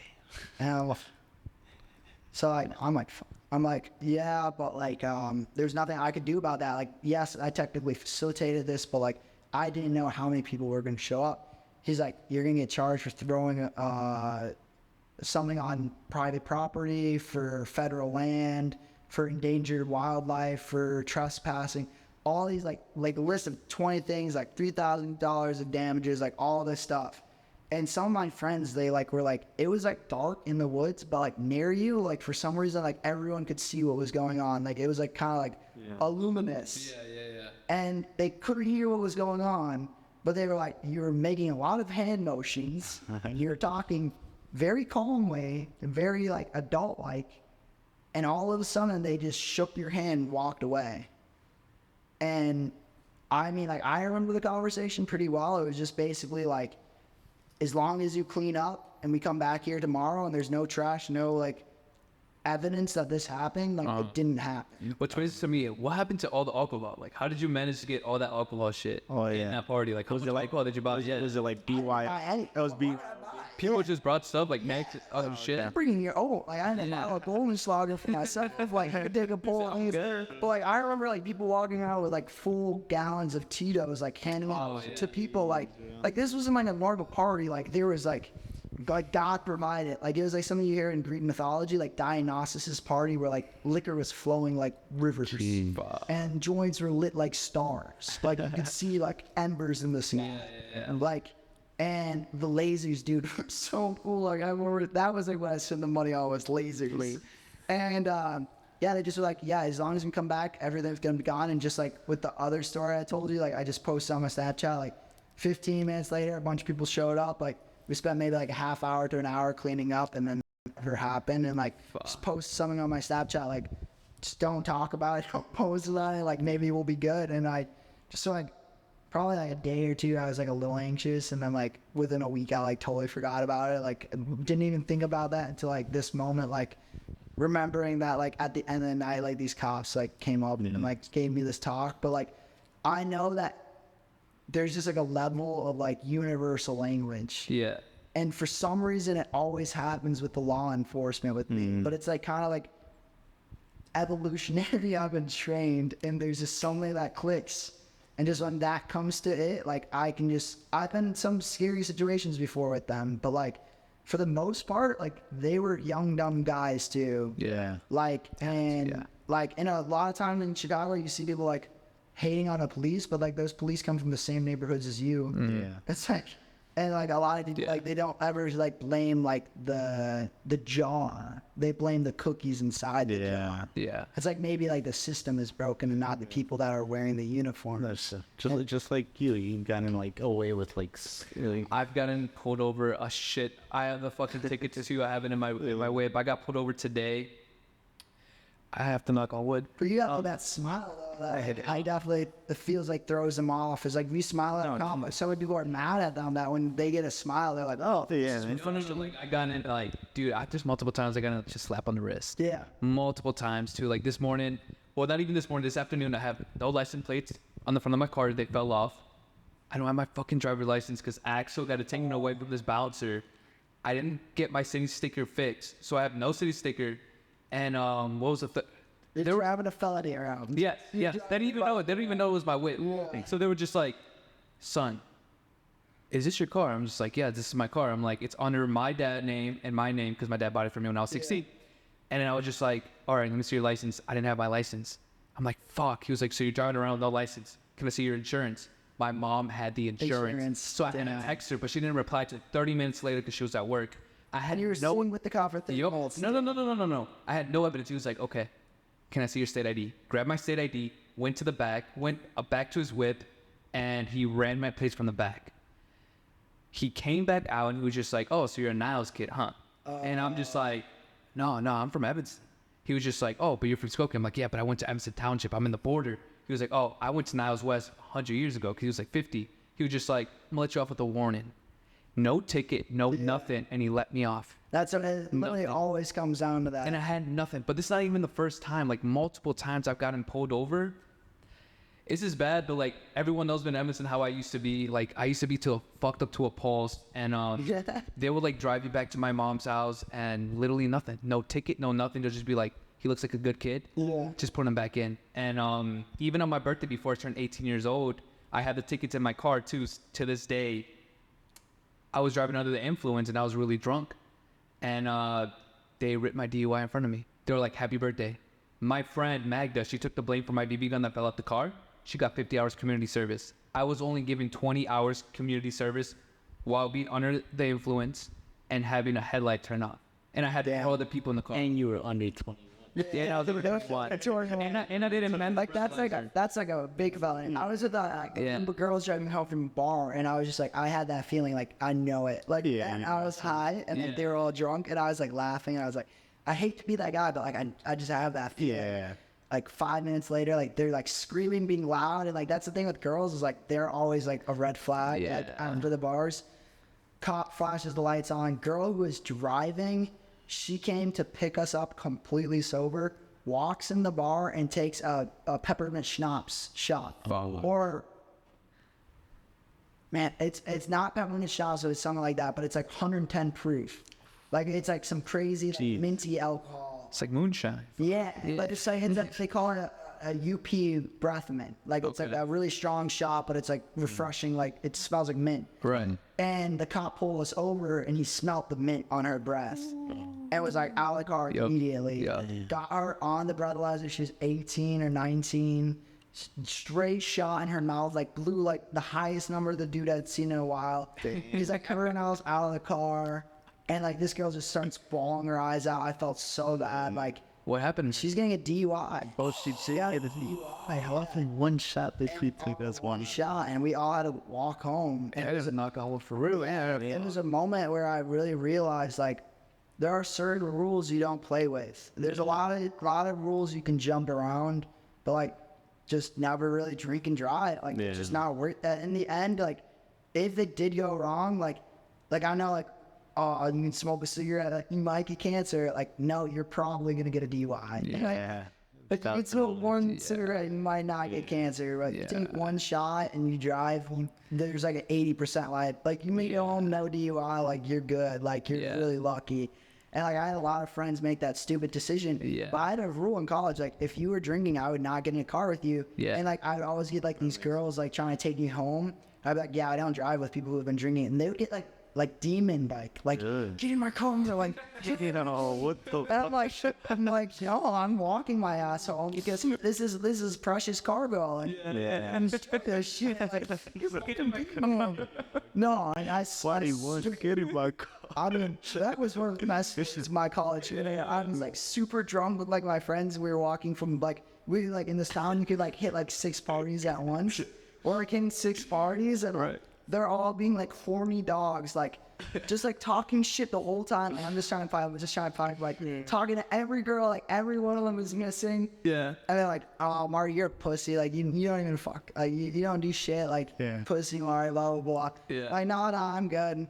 I was having fun. Like I don't need that. And like they're all like literally just going out to get girls, and I'm just like going out just have fun. I'm raging. We're walking to like the 4th or 5th party, and like this is about a trek like for a minute now. Like we're all, you know, you've only been walking. I go like, let's get there, and you're drunk. I just want rage. And we're all walking like we're like maybe a block from my house too. This car like slowly pulls up, and it's like super attractive girl, and all the guys are like. Damn, what is that? And she just like tilts her hell out of the car. She goes, carpool for Marty. And I look, and I'm drunk, and I was already like doing stuff with her, so I knew. I didn't tell her to come find me. She literally went out driving to find me. Damn. She knew I was out and about, and she knew she could just drive around. Eventually, she would find me. Fuck. Damn. And I hopped through the window. she drove off so fast, like. Skirted away, and we just went some beach, and there's a story there, but there was just but it was just like that moment, like that every time you ever get rejected, like just know that one day you'll get that moment. Go get the no, because one day you're gonna get the yes that just makes you feel like $1 million. So just like invest in the right girls and make sure you get that yes, because you would do it for a girl. You know, if the right girl came up to you at the right time, and like I'm hyping you up, like I'm making you look good in front of all of your friends, like you do that for the right girl. So the right girl would do that for you and like make you look good. Like, and that was like the good thing that I had with all the girls in college was like they all knew that like I carried like a little like anxiety on my shoulder just because like everybody knew me, but like there's also like this thing that like it's like that star football player, like they're gonna go and do something. So like some girls were unattracted to that because like they didn't want to mess up the flow, and some other girls they want to steal that like NBA wise, so like they put holes and shit. Like So like I had to always be dodging this shit, and then like girls would be like trying to prove like I'm a real one, and like that is my type, tying it all back. The real ones, because they're out there. That's true. They're really hard. That's bad. Rare. But there's some that will want to see you win. That's bad. Not just win mentally, but spiritually, physically. They're gonna make sure you're fed. They're gonna make sure you're getting enough sleep. Like if you're not hitting the gym enough, like they're gonna be like, "What's up with you? Like, why aren't you going to the gym? You haven't sent me a snap of you in the sauna." Like In the sauna. Hey, I'm doing. Yes, fuck. what are you doing? Yeah. But like that's like what it is like when I'm like texting a girl and she's like dry as fuck, and I'm like, Do you feel this is that? miserable. Like I don't want to talk to you because like you're making it like not like fun, Not like fun. a game. Yeah. Like, Yeah. there needs to be like a cat and mouse. That's like we just have to realize that. But in college, I want to touch this topic. So back in college, you do this massive project at Bang. Oh, This rave. Jesus, yeah. So like, what happened? Because I know there was a video too, like with your landlord screaming at you, like, Are you my pee? shit. I didn't think we should pause this. Okay. No. Should I do a smoke break? Or do you think I'm doing well? From your, You're doing well. like, we could cut this part because he went to the bathroom. Yeah, you're doing well. But, like, bro. I wouldn't say, like, I'm doing it right now. Good. I don't even know what time it It's is. 11:45. It's late. Yeah. You're doing good, bro. You're doing good. We got here at, like, what? Like, when we started, like, at, like, 11? Whoa. Dude, it's an hour and 20. Well, like, you cut a lot. Like, right? Or do you think this No, is all I'm been gonna cut like 2 minutes of it. Everything's raw. Everything's raw. Podcasts are raw. I never cut podcasts. I cut reels, but not podcasts. I'm just like trying to see like how I'm doing. Like I just like understand like dynamics of talking, and I understand like with podcasts, like it's supposed to be like a mutual conversation. Yeah. But I feel like with this podcast, like a lot of it just like I'm just trying to answer your questions as quickly as possible. But like Yeah. No, it's you're a lot- elaborating good though. You're elaborating really good. Come on. Nah, babe, this is dad that got sent through the gym bag a few times. Jeez. What is that, a cart? Yeah. Yeah. Shout out Backwoods and Runts. They started sending me dab. Oh, Oh, for real? They sent it to promoter first. Uh-huh. And then I was just like, I have bad anxiety. Like, I need something to help me. Like, when I go out, just like, I don't want to vape. I don't want to really drink a lot. I mean, like, I wish I had a sponsor for like a dab. Yeah. That I could just have in my pocket, like, for when I'm out and about, but not to that level yet. But maybe Runts will hook up. That's cool though. I mean, like, when I was in college, like, if you smoked with me, you'd be like, oh, I'm in the party pack. Yeah, that's fun. Hopefully one day we can get, like, the sponsor party pack. Oh, man. That would be. But, you asked me before what were, like, some of the pinnacle moments of my, like, college career. Yeah. And, like, I would say, like, so the first one was, like, that top of the world party, right? So then I did, like, a few more, like, crazy stuff throughout, like, college. Like, I threw, like, there was, like, one club, like, in our town. Like, I threw this massive party of, like, probably could house, like, maybe, like, 700. And we pushed it to, like, 900 people. Like, I threw, like, a crazy, like, there's, like, if you know about the Freemasons, there's a Masonic temple in our town, and I threw, like, 1,000 person for my 23rd birthday, like, crazy 1,000 person party in their temple, like, in their altar room, like, crazy. Like, that was definitely a Project X party. I can get into that. But this was, like, the pinnacle moment where people were like, party Marty. Yeah. Like, yeah, that's party Marty. Like, so, I mean, actually leading up to this point was, like, I just, like, really, like, now I'm a senior, so like every incoming class, it's like the ripple effect. Like the first freshman class after me, it was like twice as many people knew about me. And I had like the upperclassmen who knew about me. So by the time I was a senior, it was like all those upperclassmen trained the younger classmen. So like all the cool kids like heard all this lure about me. But it was so funny because like so many people spread like fake rumors about me. So many people told the real stories that like, it was like Ferris Bueller situation where it's like I've heard of Marty Marty, but I've never seen him. Like some people thought I was Indian, some people thought I was a 6 foot tall black dude. Like you never knew who Marty Marty was. You were just showing up to fart out events. Right. It's like sometimes like, I'd hop on the mic, give like a little speech, but like for the most part, I wanted it to be like Gatsby, like in the background. Yeah. But for this one, I was like, I'm going all out. Like I want to see what my mind can really do. Like what could I come up with? Because like, now it's my senior year, like it's summertime, like school's about to start. I need to do something cool. So in the previous years, you've probably seen this video, but all gas, no brakes. Yeah. I threw like a crazy beach party like every year, and like a bunch of people showed up on the beach. And in that, he interviewed me, and I was acting a little bit of a fool. But in the end, I was probably the best looking and best sounding and best acting on the whole video. So it probably was not the best for the brand, but that party shows that every summer there's this crazy cool party that happened normally on a beach. But this year, the town was saying that there was some sort of like water infection or something, and that no one could go to the beach. So like for like 2 months before, we knew like for some reason we weren't going to be able to go to the beach. Okay. So it was like, now it's like we're like the month of like 4th of July. I'm like, dude, I need to do something. I'm just sitting like at my office. Like I was working at the time, and I'm like, wait, you could throw block parties with like the city's approval. 5 names that needed to sign off on it, and it was like the city council, and like one of them was leaving for a vacation, and it was like not gonna happen. And like in the morning, like got the email, like all 5 signatures, like we have everybody on the streets approval. So now we have like the city council's approval. So now I'm gonna take it and get a liability insurance. So I got like it was literally a $10 million liability insurance. Fuck. On the block. So like literally the whole block could have burned down, and it was not worth that much money. Yeah. And so like everything would have been replaced, like everything would have been fixed, like it was fully insured, every single piece. I just think it was 100 million, because you could pay for like 1 million, 10 million, 100 million. And like, I paid the most amount of money to get the most amount of insurance, because I knew it's gonna be. It was gonna go wild. Yeah. So I mean, like I'm fun, but you have to be smart to have a lot of fun. Yeah. A lot of people end up like doing stupid shit. Like if you want to have fun, go have some real fun. Yeah. So city approves of it. Fire, police come down. So fire truck on one side, police on the other side. Police gives us barricades. We barricade the block off. Fire boys around, checks off on every single code violation.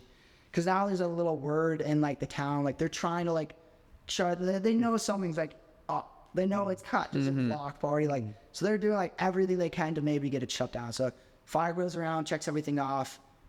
All good. I'm sorry. You did everything perfectly. There's nothing that we can do. You're good to go. So we're up. Post on my Snapchat. Block party. It was 10 to 10. City hours went in at 11. So like end at 10. Give people like an hour to get off the block. Like I had like a whole set planned out. There's like a Stratospire guitar player in the morning, and then it was like a DJ, and then it was gonna lead all the way up in the last 30 minutes. It's gonna be a live band with like chill, like hippie music. Okay. Like I kind of like calm everyone down, but Yeah. that like DJ set was gonna be like working all the way up, and then like a crazy set at the end, and then kind of kill the vibes with like more live band. Like everybody chill out, kumbaya, like let's all be thankful and like appreciate this.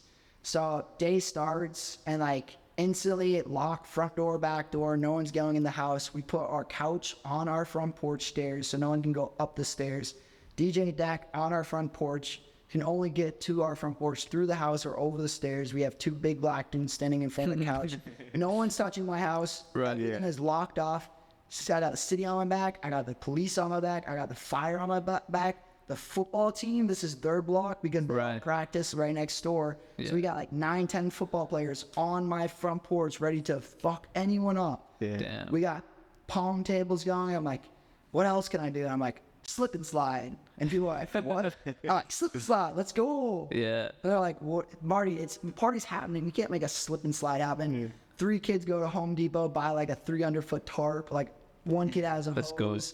Yeah. One kid got a bunch of cocoa butter, rubbed it all out with cocoa butter. Hose yelling, hose are running down in bikinis. I'm like, we're going. Like, day is off to a great start. Sun is shining. Like, and then all of a sudden, it's like the same thing with girls. It's like once one shows up and they have a fun time, they're all coming.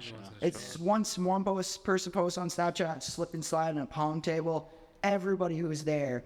But like, it's not like I was a loser like in Project X where they're trying to like invite people and it's like, oh, party at Costco's. Who's Costco? They're like, party Marty at Party Marty's house. He got the city's approval to do this. Right. People are like, what? Like mass chaos is happening, like running to the street. Fuck. So like within like this 1 hour, like this, blink, full. Like literally whole city. I saw the video too, yeah. Yeah. It's a true story. Yeah. Whole block. chock full at this point. So now, like, I have some of my friends, like, we're up on stage, like, some of the DJs, like, I literally got these people, like, last second. They were just, like, local people. Right. They started playing, like, really, like, bad, like, EDM, like, house, like, look. Like, I'm an EDM fan, like, house music fan, but, like, this is some, like, and, like, everybody's, like, looking at me, like, what's up? And I, like, tap the dude. And he plays the song by Suicide Boys where he goes, suicide pimping. And then it's, like, he literally says pimping in it, like, PMP. And he, like, said that, but, like, the DJ slowed the pimping part down. And, like, everybody, like, who, like, not a lot of people knew what PMP was because it was just kind of becoming a thing. But, like, everyone kind of, like, looked up, and that was, like, the moment where, like, there's just a switch where I knew, like, on top of the mountain, like, it's out of my hands now. This is fate. Like, this is something that I didn't come up with. This is, like, something that was gifted to me. And, like, I just have to run with it, and there's nothing that I can do at this point. So then the DJ starts playing some, like, fire music, and, like, you can see the crowd, like, so some girl starts crowd surfing. And I'm like, this is, like, really crazy. There's some crowd surfing. And then, like, there's a house down the street, and there's, like, people on the roof of it. And I'm like, oh, wait, like, now there's, like, 2 houses with people on the roof of. Like, my door's locked. No one can get inside. No, people get inside. People get on the roof. Damn. We might have to cut that part out. But I got everyone out. Door locked again. Someone went inside to use the bathroom. They left the door open. So then we got the locked door. Everybody off the property. But I was allowed people on my property, just not a party on my property. People using my bathroom, and then they just stop on the roof, and my lease is over, so I'm not gonna get sued. But so basically, at this point, I'm like, okay, we're going. This is go time. Cops show up, full block, hot. People are taking videos of me walking over, like, yeah, Marty's done. Like, he's getting arrested. Like, even though, like, a few people do, like, city approval, like, you're looking at this, like, no way this is legal. Like, this happens at Michigan State, like, U of M, like, this does not happen in this small, like, retirement town. Like, this doesn't happen. Something with the cops, again, like, it was like a CIA agent stopped them on the way and was like, hey, can't tell you, but this impacts the future of the world. Whatever you do, don't give them a ticket, just walk away.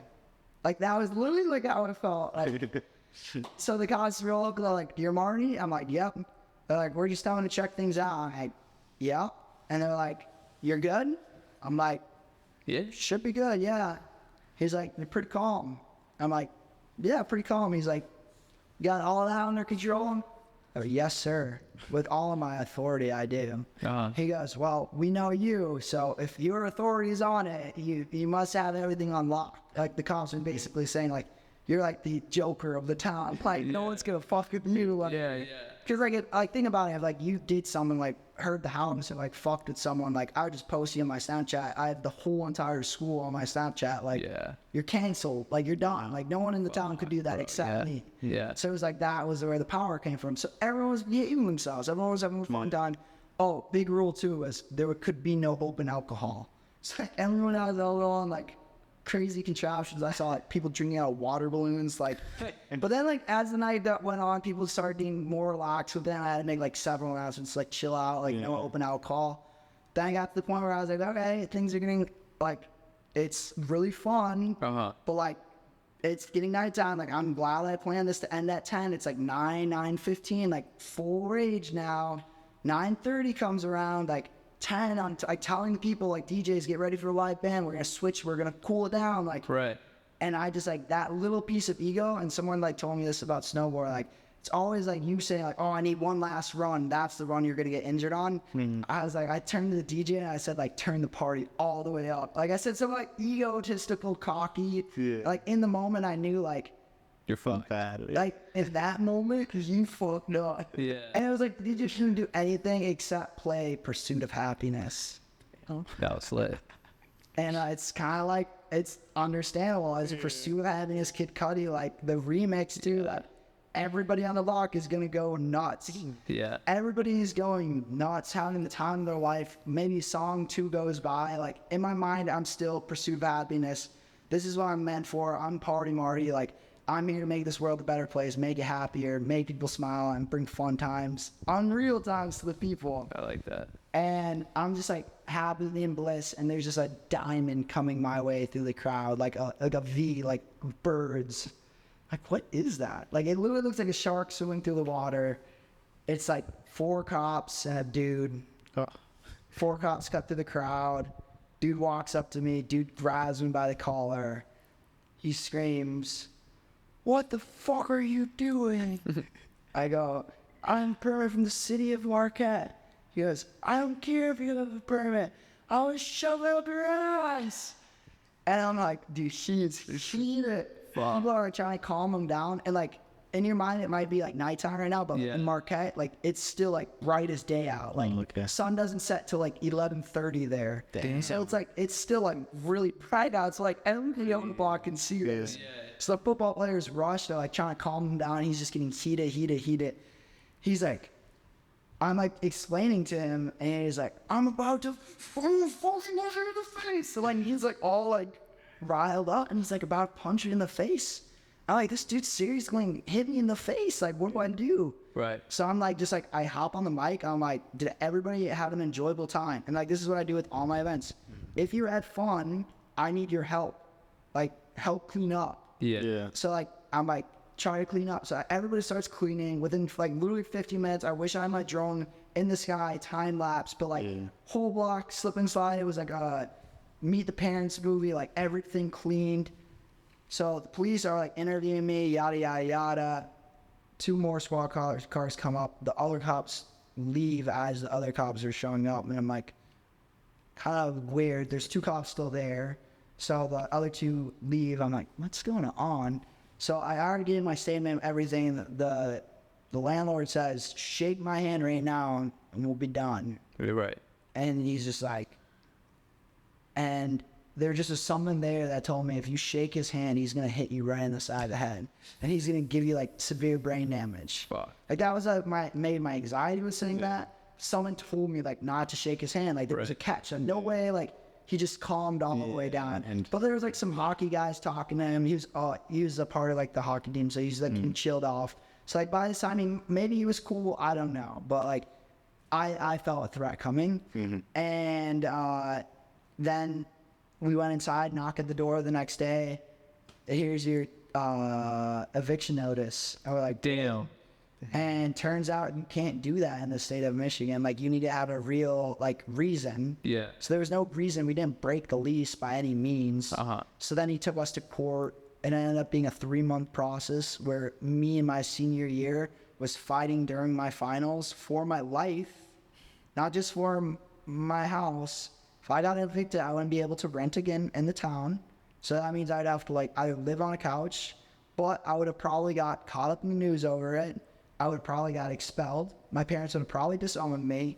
Like, if you really follow the path, like, I lose in court, Marty's life is over. So, like, every time I'm showing to court, like, I am leaving class. Like, I'm wearing suits to class, and people are like, why are you wearing a suit? I had to go to court after this because of the block party. And it was like, there's only like 4 or 5 battles. Yeah. But like, it was like, you can't say anything. Like, it's your lawyer fighting against their lawyer. And you're just standing there. And like, this story could be like a 3-hour-long podcast, but we ended up getting a free lawyer. And I ended up like coaching the free lawyer on like kind of what to say. You coached the attorney? Yeah. But like, she had her own ways, but I just explained to her like, that nowhere in the lease does it say you can't throw a 1,000-person plus block party. Yeah. Right. It says I can't throw a party in my house. I didn't do that. Yeah. It was on the street. It was with permission. Like, where did I go wrong? Oh, he's saying there was people on your property. Where in my lease does it say I can't have people on my property? It says I can't throw parties, but I can have people. A party is different than people on my property. Yeah. So like, we like laid it out like that, and like, it was like every time the judge kind of loosened up a little bit more and more. And I think it was really a blessing from God. But in the last day, the judge kind of flipped. Maybe he was mad or something, but he flipped on the lawyer in like a way where he was just like, you know, when a parent is like kind of like sick of the ands, or like kids are like and then the parent just like snaps and go off on the kid. Yeah, it's like, stop bullshitting me, like tell me what the fuck happened. The lawyer kind of did that, like, and the lawyer was like kind of like old, and he didn't really know how to like respond properly. It was like in a 10-minute window, like months, just flipped being on my side for like the last 3 months. I was like, they're gonna win. Right. Because it was just like, I'm a young kid, like he's paying like tens of thousands of dollars to this like big attorney. Like he works at the school, like he's an adult, like I'm just a kid. Like I didn't even tell my parents about it. Right. My closest friends wouldn't talk to me. My roommates wouldn't talk to me. Fuck. Everyone left you alone. Everyone left me alone. And then I got COVID. So like Damn. I'm in finals, I have COVID, none of my friends will talk to me. I can't go to my parents about this because like they would only make things worse. And how do you explain that to a parent? You're only gonna make things worse. Yeah. Damn. Like, what do? Damn. Luckily, I had some close friends I worked for the school. Some of the close friends of the school helped me get the free lawyer. They backed me. They like wrote their names down on like the test and everything. Like I ended up having basically the whole College of Business support me. And I ended up beating him in court. Like, the law said I did nothing wrong. I followed all the rules and I did everything right. And he assaulted me. And I tried to file an assault report against him. He grabbed me. He threatened my life. He had the keys to my house. He could come at any point throughout the night and do anything he wanted to me during this period of time. Every night I couldn't sleep for months. Fuck. Like I was on edge for months thinking this guy, he was a former police officer, released from the force for aggressive behavior. This dude is a retired cop, drinking, sitting on his house, like, this kid fucked me over, I have the keys to his house, I can go and shoot him in the head. How many stories have you heard like that? Yeah. I mean, like, not exactly like that, but you definitely have heard some crazy shit like that. So in my mind, like, some crazy shit's gonna happen to me, this guy's gonna come for me. So I didn't put any of these videos out. I didn't talk about it. I wanted the court to go over and for me to win and for me to regain the trust of my friends. And then later down the line, release a statement about this and like put the video footage out there for any other kid who ends up in a situation like this. Because like at the time, like my two options were to take a book bag and put a brick in it and jump in a river, or man the fuck up and go to court. 100%. And it's like, my life is over, so why not just go jump in a river? Like, that was literally my thought every day. Like, if I lose in this court, what do I have? I lose my education, I lose all my friends, I lose everything I've built, my whole brand. I'll never want to throw another party again, because, like, I just ruined my life over fucking parties. 100%. Like in my mind, like, I think of every possibility, and, like, every possibility I lost. And it was like the multiverse, like being Doctor Strange, like sitting there every day, like, I'm going to lose today. I'm going to lose today. This is the reality I lose. And there's just like something where right in the end, like it kind of was clear as day. Like all he was trying to do is make a happy time for the community and bring kids together post pandemic where there's no more COVID and kids can get together and enjoy life and not be worried about school shooters and worried about what they say and what they wear and how they act and about all this shit we have to face every single day, you know, like. I'm sorry to cut you off. Is the camera still rolling? I don't know if... Yeah, should. Okay. Oh. We can end soon if you want. I just went up battery. I know you guys have to drive. Okay. Is it still rolling? Okay. I just feel like we haven't got the viral clip yet. I know. We can keep going, but... What, I was going to ask you... Well, you already mentioned the block party. I was gonna say, when are we gonna collab with PMP and In Your 20s and throw that party? Yeah. Well, when are we gonna throw something in the city? Party Marty. I think there's enough people who watch this podcast that support you and support me. That's a total possibility. That could happen in a week, a month, a year from now. Sure.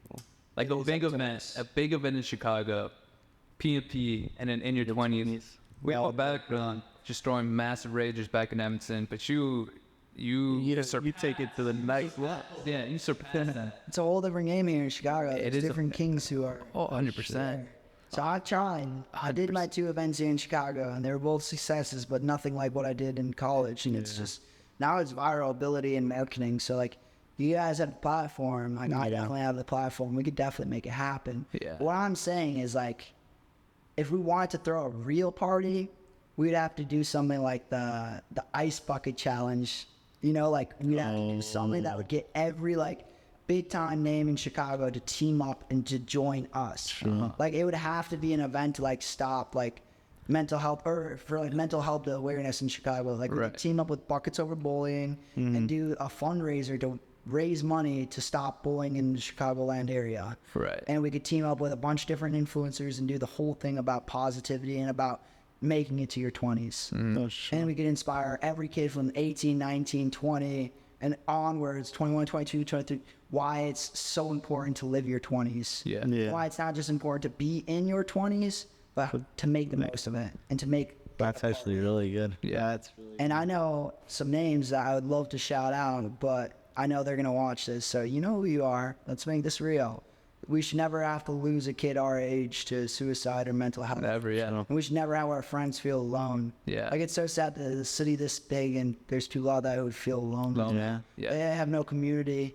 I talked to a lot of amazing influencers and stuff. Like, people who are really doing amazing stuff in the city, and even they don't feel like they have a community anymore. I was here for 2018 Chicago. In 2018 in Chicago, there was a community where, like, you go to an event and almost everybody in the room already knows everybody in the room. And it was like this network of just Chicago. Oh, I'm from Chicago. Like, I was even born here, but I'm from Chicago. Like, I was born here, so I'm from Chicago. But, like, there would just be, like, these names who would come to Chicago. Like, people from Pittsburgh, people from New York, people from Cali. And they're just like, no, I'm Chicago now. And it's like, wherever they went, like, it was Chicago. Like, you'll see, like, posts like Shy Miami. Like, just because they're out in Miami, now it's Chicago. That's Chicago. And it's like, Chicago used to be a thing, like an entity, a power. Like, you know, something that ran through the people that walked down these streets, down Magnificent Mile, down State Street. They walked with the Bears and the Cubs. We are Lions, Golden, sitting on the Art Institute steps. And now what are we except bickering, rioting, children in the streets of Chicago? And I haven't seen a lot of people stand up and do something to change it, except the Bennett family. They've done a lot of great things for the city. Buckets Over Bowling has done a lot of great things for the city. Lyrical Lemonade with all their park cleanups. That's like amazing. Like, there's the Intersect Pod. Like, they're connecting people all over the city. In your 20s, you guys are connecting people all over the city. And there's people like Pascal, like connecting people on the production side of things, doing trans productions, like running and connecting all these young, like, camera people. Like, there's just so many people doing different things in this Chicago, but there's like no network that connects them right now. But like, that's totally possible. What I would say in the next year or two, that I feel like there will be a new Chicago that's coming, especially with like the casino being built. They're about to open up a new casino too, like right over here, right across from Bubba Grill. Basically, there's gonna be a casino there. Three floors, 50 tables, 300 slot machines. So think about that. Like, there's a nightlife in Chicago right now, but think about when we have some of the biggest casinos like Vegas. If it wasn't for the winter, Chicago will be number one, no matter what. If it wasn't for the winters. Now, what if I told you that I know someone who's going to change winters in Chicago? I believe it. And the entertainment industry in Chicago during the winters. Because think about how much money and economy comes from Chicago times summer. If you could replicate that in the winter time through indoor festivals and stuff. 100%. We have a whole underground society here that stays above 60, 70 degrees during the winter. But here at Party Marty, so you said you wanted a viral video here. I'm going to give it to you. Let's shoot you a scenario. Yeah, let's hear it. All right. You're a family guy, right? I'm a family guy. I'm going to show you this. You're with your wife for 5 years, right? I already know. No. Just saying. Yeah, let's hear it. 5 years down. You're with your wife 5 years. You love her so much, have 2 kids, right? You walk in the room, and it's Jason Love hitting it raw from the back. Jason, you know Jason Love, right? Yeah, I know the whole situation. Right. And he's in your robe, wearing your chain, wearing your arch. PMP chain. PMP robes. In big, like, rocky letters, like embroidered PMP. Everything. He's wearing your merchandise, your jewelry, and just breaking your wife's back. It's the first thing he'll do. See, like, I don't think this is what Alan 22 is for you. So, like, it was more of like him, like, hey, do you want to make $1 billion? Oh, yeah. And like, your wife get banged up a little bit, and like, just give it a month, and you'll be over it. I'm be like, end up and be like, I'm just not gonna watch the video. I'm gonna take the $1 billion. And you're saying there's a random man in my house, fucking my wife, wearing my clothes. where my children are sleeping, 5 acres down the tank mansion. Yeah. You're saying I am the party monkey? I'm not just some kid from Chicago. You're the party money. You're successful. Well, in the other room, there's a shotgun, so that's all right. That's correct. But I'd have to say the first thing would be him turning around. The second thing would be lights out, and that's all. It's property. I don't know. I'm just trespassing. Even with my wife's wishing, I'm smart, and I would not sign the prenup. That whole house would be to my name. Yeah. So she would even be a guest in my home. Yeah, slow down like that. So technically, no one could have invited this man in my house. That is my property, her hard-earned money, and that is my beautiful, beautiful wife that I would then never talk to. I had smart. Because if she's getting broken by me, I think that's gonna be a broken home, broken family. It's smart. Different question. Let's hear it. So this is a Q&A with P&A. Q&A with P&A. This one's similar. So all right, for any amount of money, would you let your wife get fucked by another dude? If I approved them, like if it's something that I picked out, selected, or is she selected? She selected. There's definitely a value of money, Okay. but it would have to come down to principle. So like my ultimate dream and like what I definitely quality I look for in girls is I have to say the bi girl is the best girl. So like I have a lot of older friends, like I'm talking like 40, like I'm talking like, or even like in their 20s now, 23, 24. Right. I know a lot of guys in this situation, their girl is still allowed to go get other people, just girls. So like, we are dating, you can't go talk to any other guy, you can go talk to any girl you want. No. And then it becomes like a hunter and a wolf. Because like a strong wolf and a strong hunter, it's game over. Yeah, you guys are teaming up against deer, like game over. Yeah. So I'm looking for a wife that is looking for like other like hot women. Like that could be like something that goes for a long time in our relationship, keeping it healthy, enjoyable, and exciting. And like, so I'm gonna be like the 10, like a chain, and she's gonna be a 10. So we're only gonna be pulling like this is gonna be Dan Bazilius. Maybe I'm talking shit, get hit by a car on the way home. But if I live to like date, it's gonna be Dan Bilzerian or nothing. Like I was like, in my mind, there's only two realities. It's like nothing or everything. Okay. And like the only thing that's stopping that right now is that fucking apple pie. And when I get that apple pie, But in this case, she doesn't like women, right? yeah, I was trying to avoid the question 100%. I mean, and it was like me right now here today, like she's sitting there, this is like an interview of both of us. Like I would easily take 10K. Like I'd easily take 5K. Like I'd easily take 100K. I mean, I'm taking any money. This kid, on this couch, any amount of money. Like she wants to, it's her body, her consent. She can do what she wants. Yeah. There's money involved. Then that technically does make me the pimp. If there's things, so I would have to say, if it's white 5 years down the line, she sees a guy and she's like, yo, she's like a multimillionaire. How much money can I throw you? Let me go bag this bitch. Yeah. I'm like, shawty, 100K. Like, you want to be fun? Like, I want to go get our kids some better tuition, but have fun. I mean, like, I think a lot of people work it up. Like, I think it's not that big of a deal, but I definitely think like a lot of people just have attachment problems. Yeah. Like, especially like people in relationships. It's like a lot of like entitlement. Like, I don't care who sleeps with any of the girls that I've ever associated myself with. They still know at the end of the day, they wish they were with me. Yeah. Because they know they would be that much happier. 100%. And that could be egotistical, cocky, party Marty of me to say. No, that's... But I know every single girl that has ever even spent 10 minutes with me has been happier, joyful, smiling. And even the ones that she has went wrong with, like they still know that some of the happier moments were with me. Yeah. So like I know at the end of the day, she could go sleep with any other dude. She's not gonna be able to get that happiness from that other dude. True. After getting her jaw broken, she still thinks it. I hate to say it, but no, yeah, that's a good mindset. I think anyone can provide like. No, yeah. easy dopamine, but like you gotta figure out what's your chemical that no one else can produce. Yeah, That was true. Like a true seductionist or a true alchemist knows your worth, knows your value, knows your role. And I it's agree like, there. It's like you really have to understand your role. Like what do you bring to the table? Like why?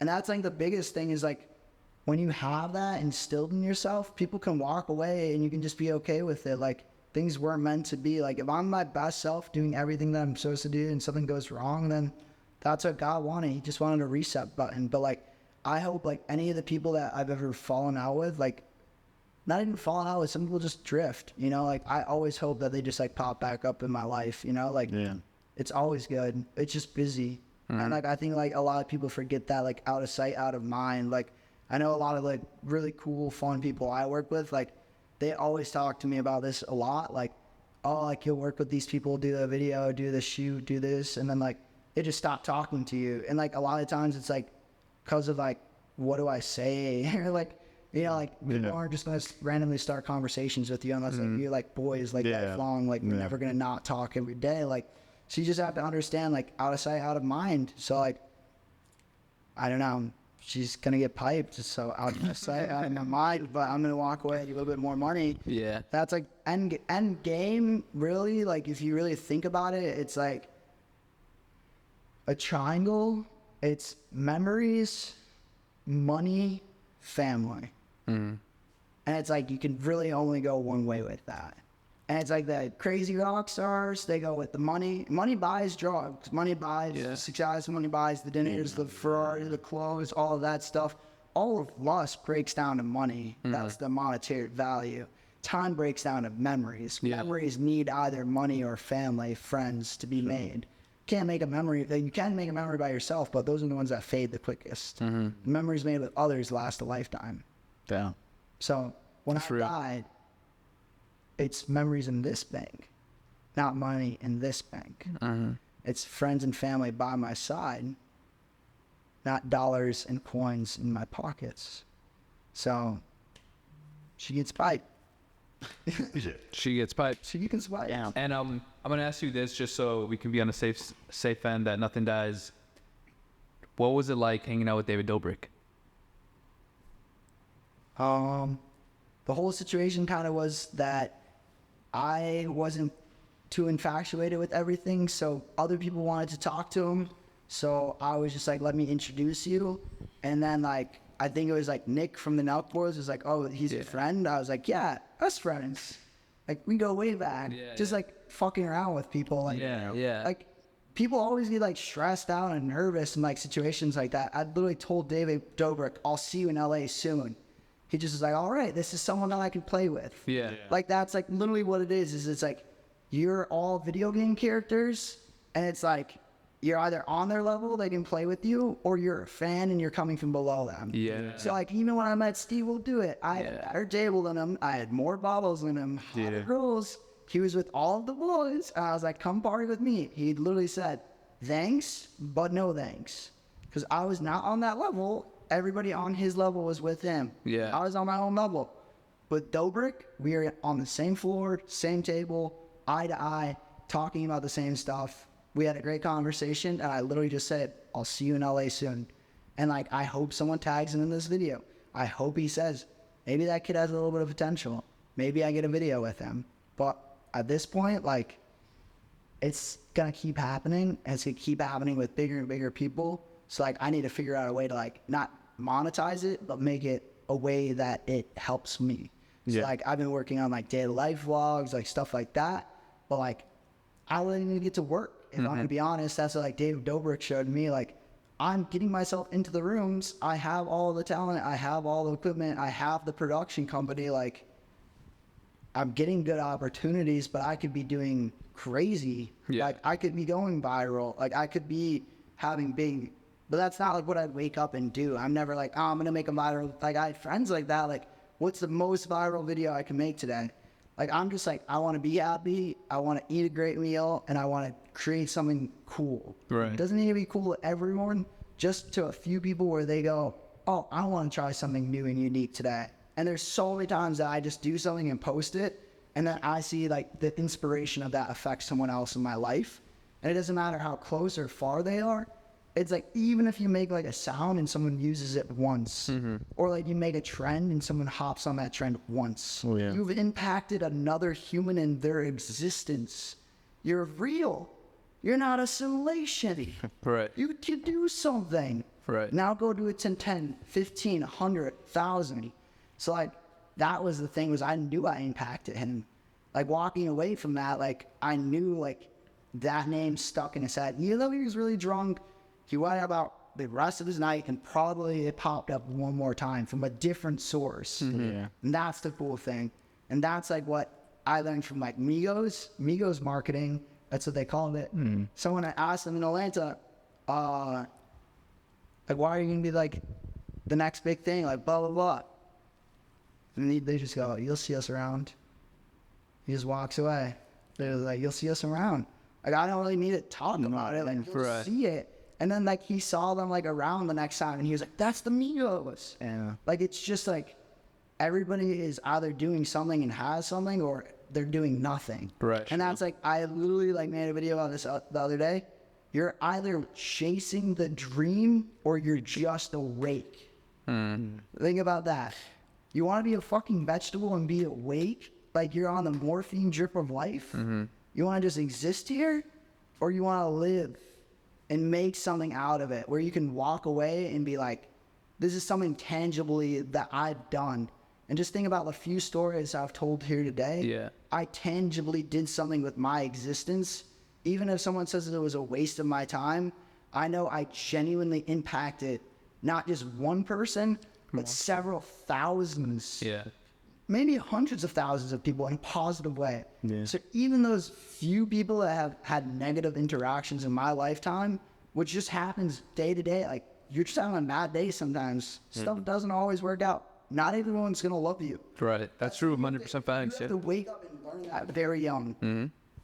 Not everyone's going to love you. Most people are going to hate you right off the bat, because how much stuff you love in this world, like, it's handfuls. And most of the things, I hate traffic, I hate loud noises, I hate stinky people, I hate all this shit. Like, people are just mad. Like, so for someone to love you or enjoy you or to accept you into their life, like, you've done something. Like, congratulations. Like, you're watching this video today, like, you did something. Like, you woke up, you made something happen for yourself, and now you can go to bed and make it all happen over again tomorrow.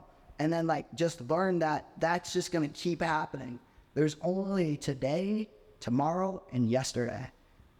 Take away the weeks, take away the months, take away the years, break it down to that, and focus on those three things, and you'll never go wrong. Work out yesterday, work out today, and work out tomorrow.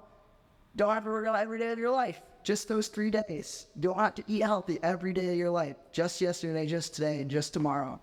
You don't have to stick to your goals forever. Just today, just yesterday, and just tomorrow. That's my advice for you. There we go. There we go, boys. Party Marty right there. Yes. Party fucking Marty. You'll see it soon. So before we shut it down, where can they reach you at? Yeah, I'm going to say right now on Instagram, it's party_Marty_productions. Hopefully one day it just evolves to The Party Marty. The Party Marty. You can buy that one day. Or maybe just The Party or Party. Okay. We're gonna upgrade that one day. YouTube, it's Party Marty Productions. We also call Pimp. PMP. For Positively, Mindfully, Powerfully, Party Marty Productions, PMP, Pimp. So you're either going to see us on a shirt, see us at a show, you're going to watch one of our videos, or you're going to see something that one of our minds create. So, like, there's not a lot of us right now, but it's going to keep growing. It's like a powerful mind project. Like, every day, like, someone is wanting to join, and I feel like one day it'll become like Marvel Universe. We'll have different characters with different powers. Like, I'm the guy, like business guy, but we're gonna keep growing. So hopefully PMP is something amazing, and one day you're watching this 10-15 years from now, like I do with Mac Miller docs or Chance the Rapper videos. Like, I'm constantly going on YouTube and watching this, so I hope I'm breaking the fourth wall right now. Either Marty from the future is watching this and going, what an idiot, like, why are you talking about that? Or Marty from 10 years is watching this in a mansion with, like, 10 baddies and Alex and champagne. Like, see, I told sold those hoes, and then he found it on me. And my experiencing on the casting couch has been amazing. So thank you. Anything? Bro. All right, boys. Thank you, man.